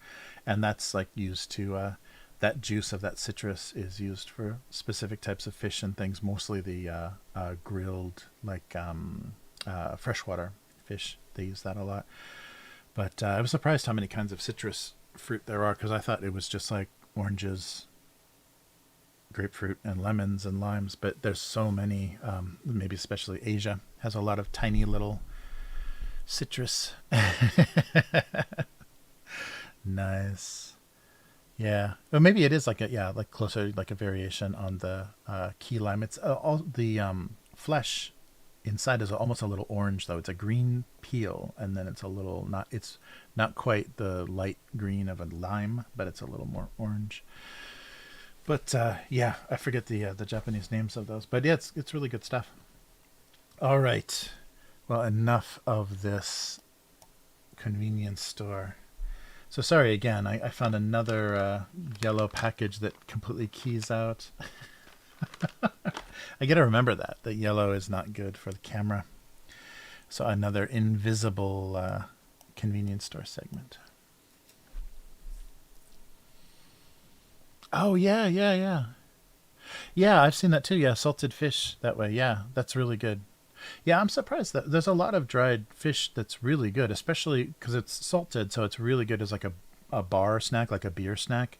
So drinking it with beer and having like little dried kind of fish pieces is really good.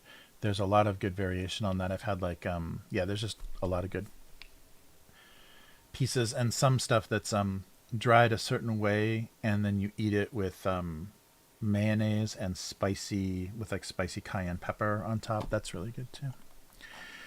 Crazy, crazy variations. Yeah, it's weird. It's weird how and I think beef was kind of forced on Japan at a certain point, because they were like a all seafood, because there really isn't a lot of area to raise beef here, but they have small, especially in Hokkaido, small beef farms, and near Kobe area, that they can have small limited herds, and so they have that very very massaged and taken care of cows that produce that really wonderfully marbled beef. But yeah, that's a really good. I've just had the most amazing steaks and grilled meat here. Oh yeah, I can imagine. Yeah, it must take a long time. Yeah, but that's really cool.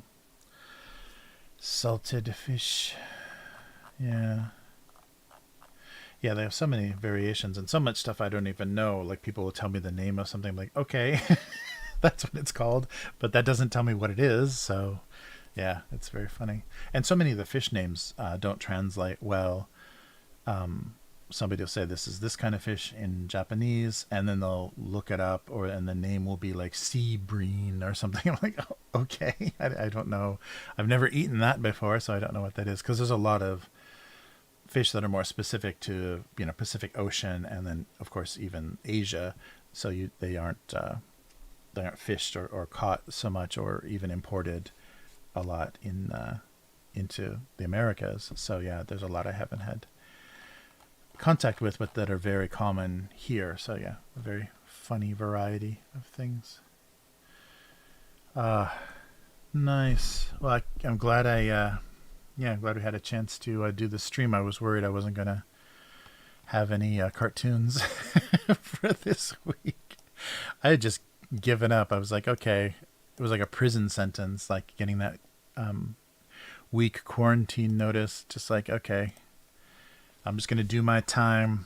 I'm gonna put little notches in the wall and do my time. But yeah, I was glad to get a chance to get on stream and hang out with you guys. I didn't want you to feel like, because I'd already missed the week before last, so I didn't want you to get the feeling I was losing my ability or enthusiasm to stream. Okay, what's going on here? Oh yeah, I'm trying to upload. Yeah, that's right, because this one's late, so I should put it up as soon as possible. All right.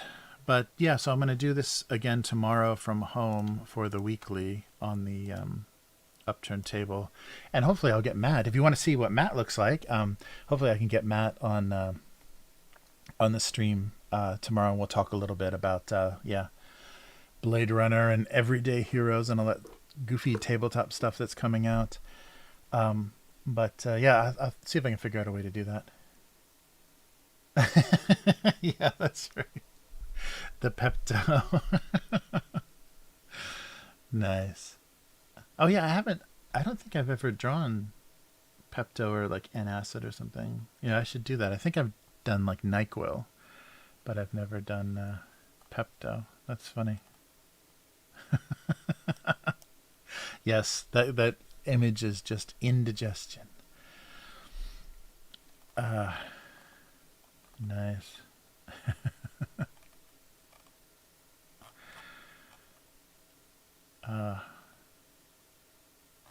Yeah, very good. But yeah, so I'll be back tomorrow from this same same chair, doing the same thing. So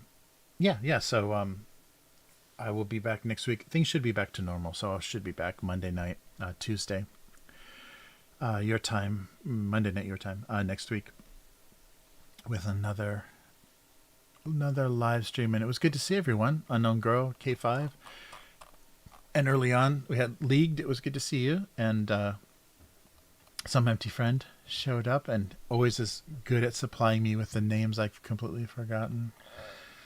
Thank you so much.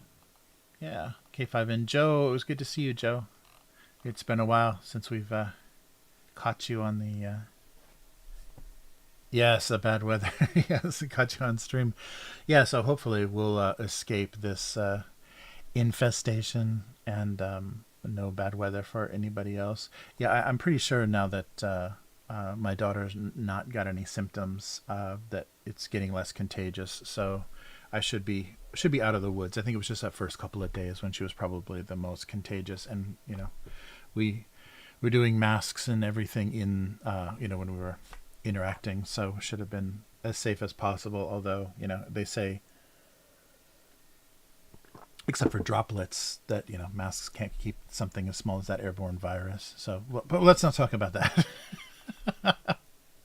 Yeah, thanks, Unknown Girl. Yeah, she seems back to normal. No fever now, so she's going to get really restless now that if she just has to stay home for the next 4 days, and she can't go back to school, she's going to get a little restless if she's feeling normal. But it's good. It's good we got we got over this. Yeah, Matt was saying earlier on he got hit like the first couple of days. He thought this is it. It's going to take me, and then just kind of turns into a cold. So yeah, hopefully I don't know if I can deal with any of that, because I got some bad lungs and bad everything. So we'll see. But yeah, hope for the best, and I think we're out of the woods. So don't worry, you won't be reading my obituary anytime soon. All right, but yeah, I'll be back online tomorrow for Upturned Table. So subscribe on that channel if you want to get notified when that goes live. Probably around noon or 1, I guess, because it's not on Chris's lunch schedule. We can be a little more flexible. And I'll try to get Matt on the stream. So we'll we'll talk about some stuff. And anyhow, everyone take care. And abusecartoons.com, the website, and as you saw, gocomics.com/domestic abuse for the archive of everything. And I'll be with you again next week. So thanks again, everyone. It was so good to see you. And everybody take care and avoid the infections. Hopefully Asia isn't in for another round of this stuff. This is nasty. But everybody be well, and we'll be back again soon. So take care and goodbye.